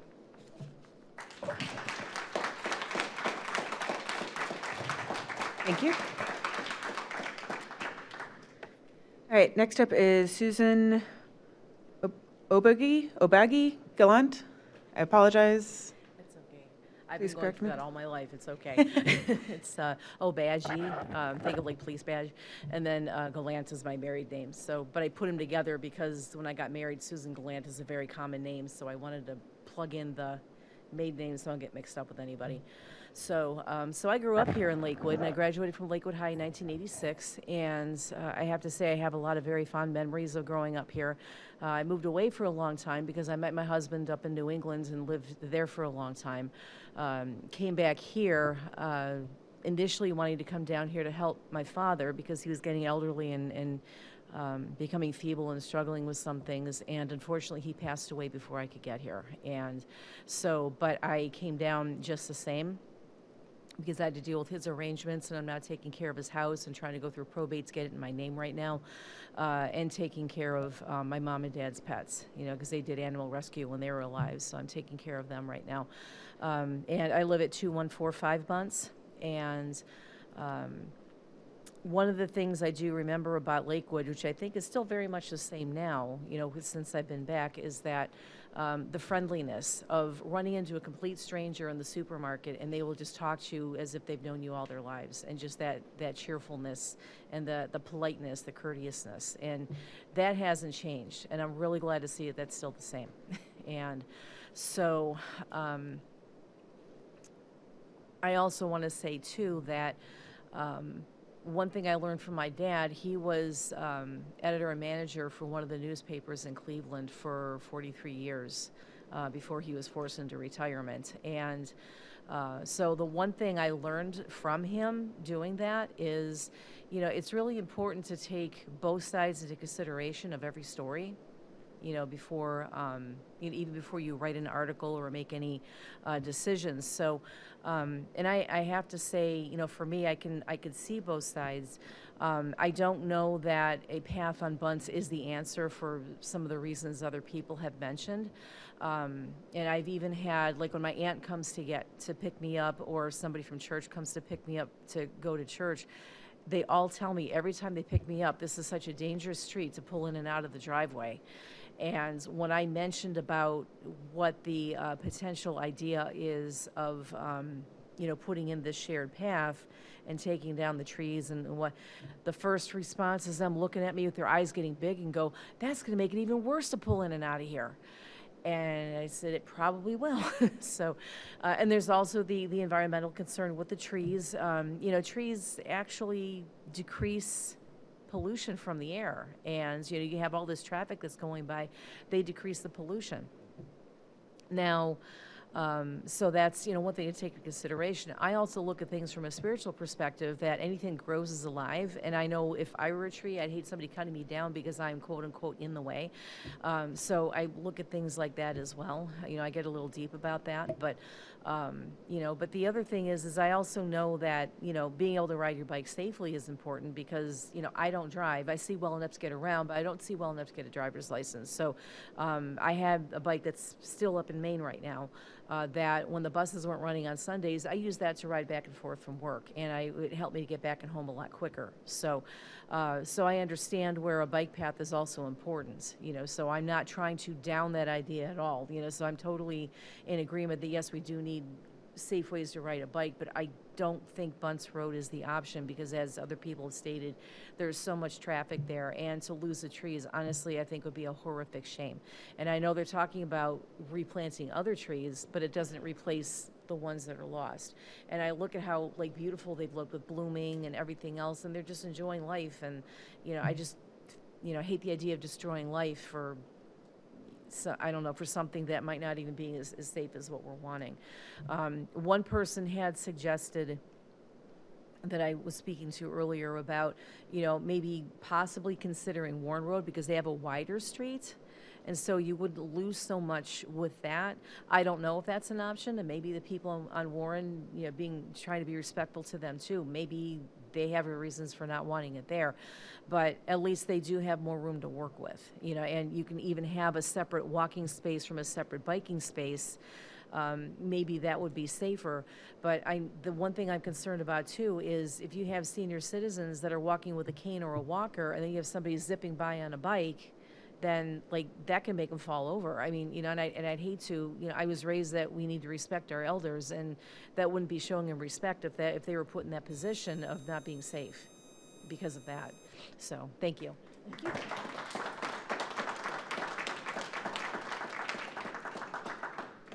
Next up is Jeff Dudzik. Did I say that right? I apologize if I didn't. Okay. I'm sorry. I should know by now. You say it one more time, and then I'll get it right next time, I promise. Okay. Jeff Dudzik. Okay, thank you. And, well, thank you for an opportunity to address the council again. It's very important to me and my neighbors that we feel that our voices are being heard. Most of us feel that we were left out of the conversation at the start of this process. I really appreciate this opportunity to speak. I also want to thank some of the members of our community who are here that are supporting the active transportation plan. I think in principle, we all agree with what we're trying to accomplish, but we believe it has to be done in a way that keeps all members of the community safe: cyclists, pedestrians, drivers, and residents. About a month ago when I addressed you, I shared some of my lived experiences on Bunce Road, and you've heard a lot more of them today.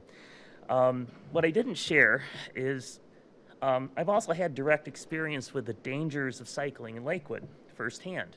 About 7 years ago, I was riding eastbound in a bike lane on Madison Avenue when a westbound driver made a left turn onto Atkins and cut me off. I braked but couldn't stop in time, collided with the rear fender, and flipped over the car onto the pavement. I hit my head. Fortunately, I was wearing a helmet. Always wear a helmet. With a few scrapes and bruises and a couple of months of physical therapy, I made a great recovery. I was very lucky. When I had to testify in court, the driver simply said, "I didn't see him." I was in a legal bike lane. I was obeying the traffic laws. And whether she was distracted by the oncoming traffic or just not paying attention, I don't know, but the outcome was the same. And it underscores a painful reality. There is an inherent risk when cars must cross or turn into bike paths, especially on busy roads. And as someone who's lived on Bunce and have been injured in a bike crash, I urge the city not to underestimate these conflicts. As it's been said by multiple people, we must engineer our city to be safe. You can't count on the attentiveness of drivers. Sight lines, vehicle speeds, crossing angles, these all matter, and when ignored, they can turn well-intentioned projects into dangerous ones. It may seem like the proposed Bunce Road side path protects cyclists by separating them from the cars. But as you've heard, Bunce is a busy, active street with homes and driveways. Residents constantly pull in and out of driveways, often waiting several minutes just to find a break in the traffic. As I mentioned before, a car making a left turn onto a driveway in Bunce can completely block a lane of traffic. We often have just a second or two to make a move. Now imagine a future Bunce Road with a multimodal path on the west side. A northbound driver tries to turn into their driveway as they're watching these 10 or 12 cars go by looking for their opportunity. Will they see that oncoming cyclist in the bike lane traveling 10 to 12 miles per hour? They might, maybe, I don't know. Now think about the bike that's coming from behind in the other direction. Will they have the sense of awareness, paying attention to the traffic? You're throwing too much at the drivers. It's going to be a dangerous situation. And cutting off a bike on the path, as I've learned from experience, you can't stop on a dime. When you ask Lakewood residents the simple question, do you want more bike paths? The answer is yes. I think most of us do. But if you ask, do you support placing a high conflict bike path on one of the most dangerous streets, and that's from the Lakewood City website. Bunce is one of the most dangerous streets in Lakewood. I think the answer you would get from the public would be different. Some of the public comments have called us NIMBYs. I'll own that. It's not necessarily a bad thing. When somebody proposes something in your own front yard, someone else's front yard, you might not give it much thought.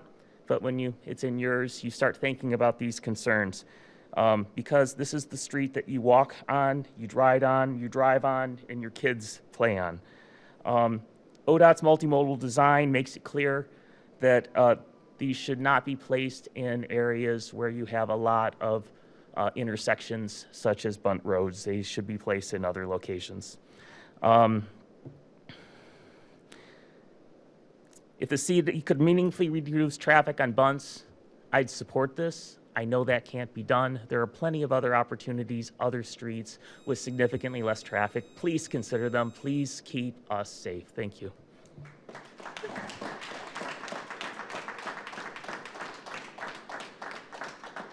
Next up is Shelley Barnard.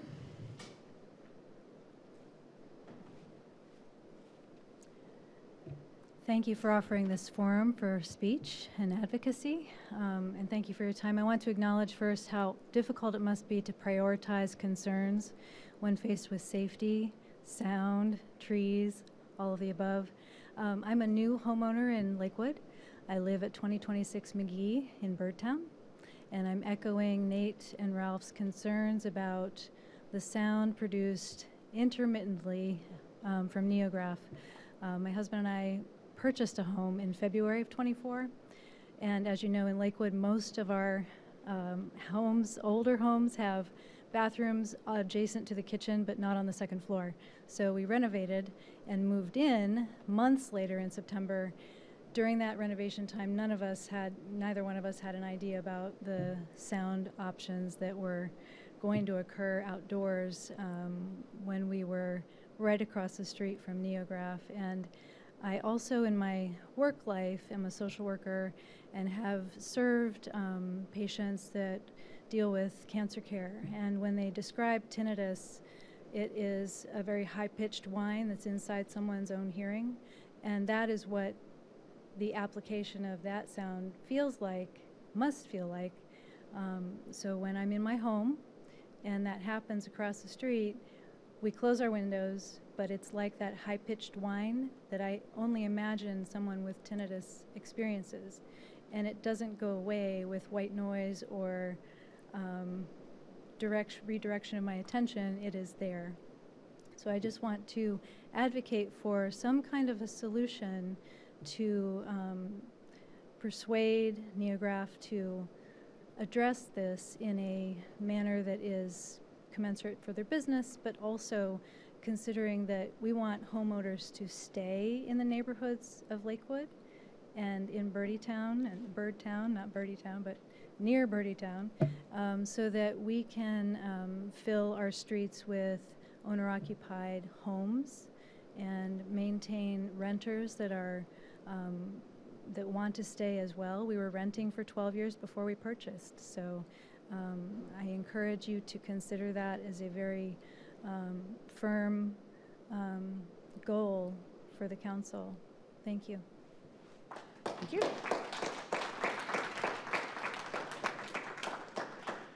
Next is Danielle Kirsch.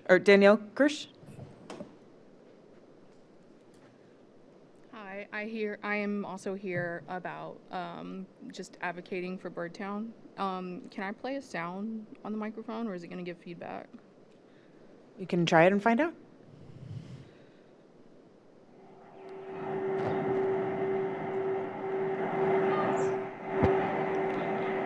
This is the ambient noise of Birdtown when Neograph is doing what they do on weekends. So I'm here to, not because of that single issue, but because of a larger pattern. I think for too long, Birdtown has been treated as less of a priority for services, for enforcement, for investment.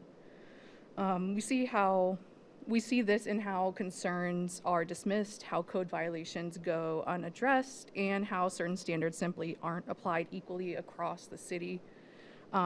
The recent industrial noise from Neograph, while now resolved, highlighted this imbalance, and residents raised legitimate concerns about the noise pollution for a second year in a row, and were repeatedly told that there wasn't a sound, or other people didn't hear it, or someone would check on it, or it was just a fact of life, and something that we just couldn't avoid because it's Neograph, and they've been there for years. And whether it's intentional or not, this response reflected a broader attitude that issues in Birdtown can be minimized, they can be delayed, and they can be ignored. So we're also seeing it in the condition of housing. I know she just mentioned owner-occupied housing. I'm very passionate about that as well. Some properties have been in disrepair for years with visible damage and open access for animals. I always wonder why I can't see squirrel nests, and it's probably because they're in my neighbor's house. But and yet landlords continue to profit from renting them out. In at least one case, a single property has several court cases pending. These are not isolated events. They're a reflection of what happens when oversight is inconsistent and consequences are minimal. And as it's been mentioned many times before, Birdtown is a historic neighborhood. It's diverse, it's hardworking, it's proud, it's growing. New businesses are moving in and creating a destination neighborhood. What we're asking for is not special treatment. It's fair treatment. We want enforcement that protects residents, not just property owners. We want investments in infrastructure, in housing quality, and in long-term planning. The same kind of attention that's given elsewhere in Lakewood without having to be fought for. And so this isn't about dwelling on the past. It's about asking the council and the city to take the future of Birdtown seriously. And we deserve a city government that listens, acts, and invests with equity. And I have about 2 minutes left, so I did just want to put a personal note in that I moved into Birdtown. I moved down to Dowd in 2016. I moved to Cleveland for a job, but before that, I was a Navy brat, so I had nowhere that I could put down my roots and call home because I was moving every 3 years. And so when I moved to Birdtown, I knew that I really loved that neighborhood. And so I've been there for 8 years now and have not seen much improvement for the lives of everyone there. And as someone that wants to have my roots in one place for more than the time that I've ever had, I'm just here to advocate on behalf of Birdtown and the other residents that are here for Birdtown as well. Neograph, noise, anything. So thank you for your time. Thank you. And then last but not least, Matt Brown.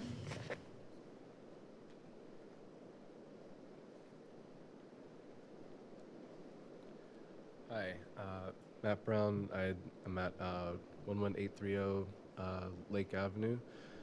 It's 10 o'clock on a Monday night, so I'm going to try to be as coherent as possible. Oh my goodness, I'm already failing. I sent you an email on Thursday, Ms. Keppel, about an idea for something I don't think needs much convincing, but currently under this federal administration and in Ohio, a population that makes up less than 1% of America is being disproportionately attacked, and I'm speaking on individuals who identify as transgender, receiving disproportionate attacks from the federal government or from the state government. Again, these are Americans. These are people not deserving of special rights, but of equal rights.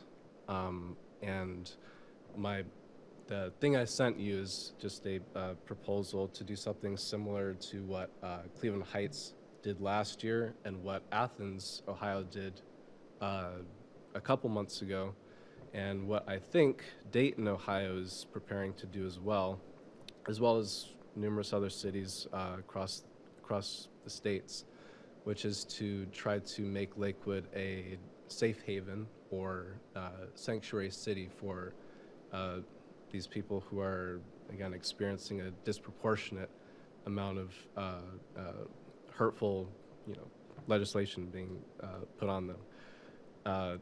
Again, 10 o'clock Monday. I'd be much better of a speaker if it were earlier. But if I could, I don't know if this is like the appropriate time to ask if there can be any sort of follow through. You did a really great job of explaining the process of how to, the legislative process here, and it's already escaped my mind. So I'd like to just see where I can go from here with that.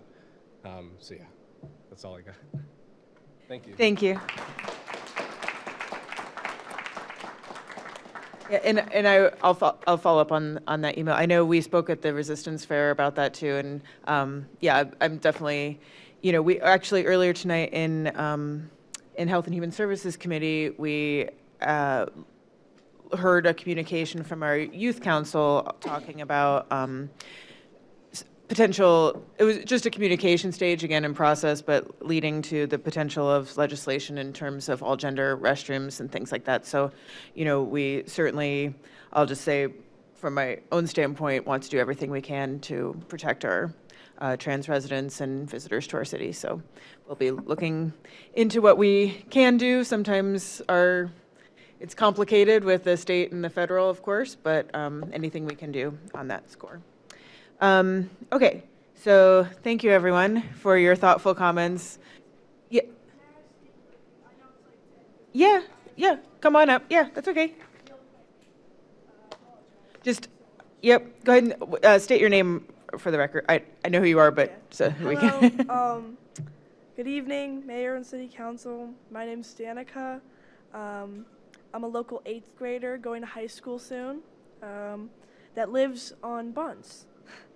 And I appreciate the opportunity to speak to you tonight about the proposed multimodal pathway. I want to be quick and straightforward. From my perspective and the conversations I've had with the other local youth, this project doesn't make much sense. Especially how it's planned for Bunce Road. The only major destination there is the high school. And yet no students I've spoken to actually want to walk or bike along Bunce. It's loud, feels unsafe, and it's just not a place where people can feel comfortable or relax. And even with a path, it won't fix the problems. As well, the few people who live on Bunce Road, residents that are students, they walk on Bunce out of necessity, not by choice. And how many students actually live on Bunce Road? From what I've heard and seen, not nearly enough to justify a large infrastructure investment just like this. I've asked around. I've had these conversations repeatedly, and the message from the local youth is clear. This is not the right location for a pathway. I urge you to reconsider this part of the plan and focus on routes that are safer, quieter, and actually meet the needs of the community. I've repeated these sentiments over and over, and I hope you understand that a path on Bunce is wrong for almost everyone. Thank you so much. Have a great night. Thank you. Thank you. Yeah, okay, 10 seconds. Matt Herberger, 1448 Bunce Road. I forgot to mention my mother was here also. Lived in the same house for 51 years, and I appreciate her coming. Thank you. Sorry, Mom. That's all right. Well, welcome, Mom Herberger. All right, thank you, everyone, and thank you all for being here. I know it's late. You show your dedication by staying. Couple just quick announcements. Yes, so number one, you are all engaged citizens, so I'm sure you will be voting tomorrow. So tomorrow, voting, there's one issue on the ballot. If you are a Ward 2 resident in Precinct A or C, your voting location has changed. We'll be voting at the Lakewood Women's Club Pavilion, so those of us who live in those wards, check your voting location. Also, we're kicking off Municipal Clerks Week, so we just want to give a shout out to our two fabulous municipal clerks, Maureen and Danielle. They do a lot of work. They'll be writing up all the things that you said in the minutes, so happy Municipal Clerks Week. And with that, any further announcements from council members? Announcements from the administration? All right, without objection, we're adjourned.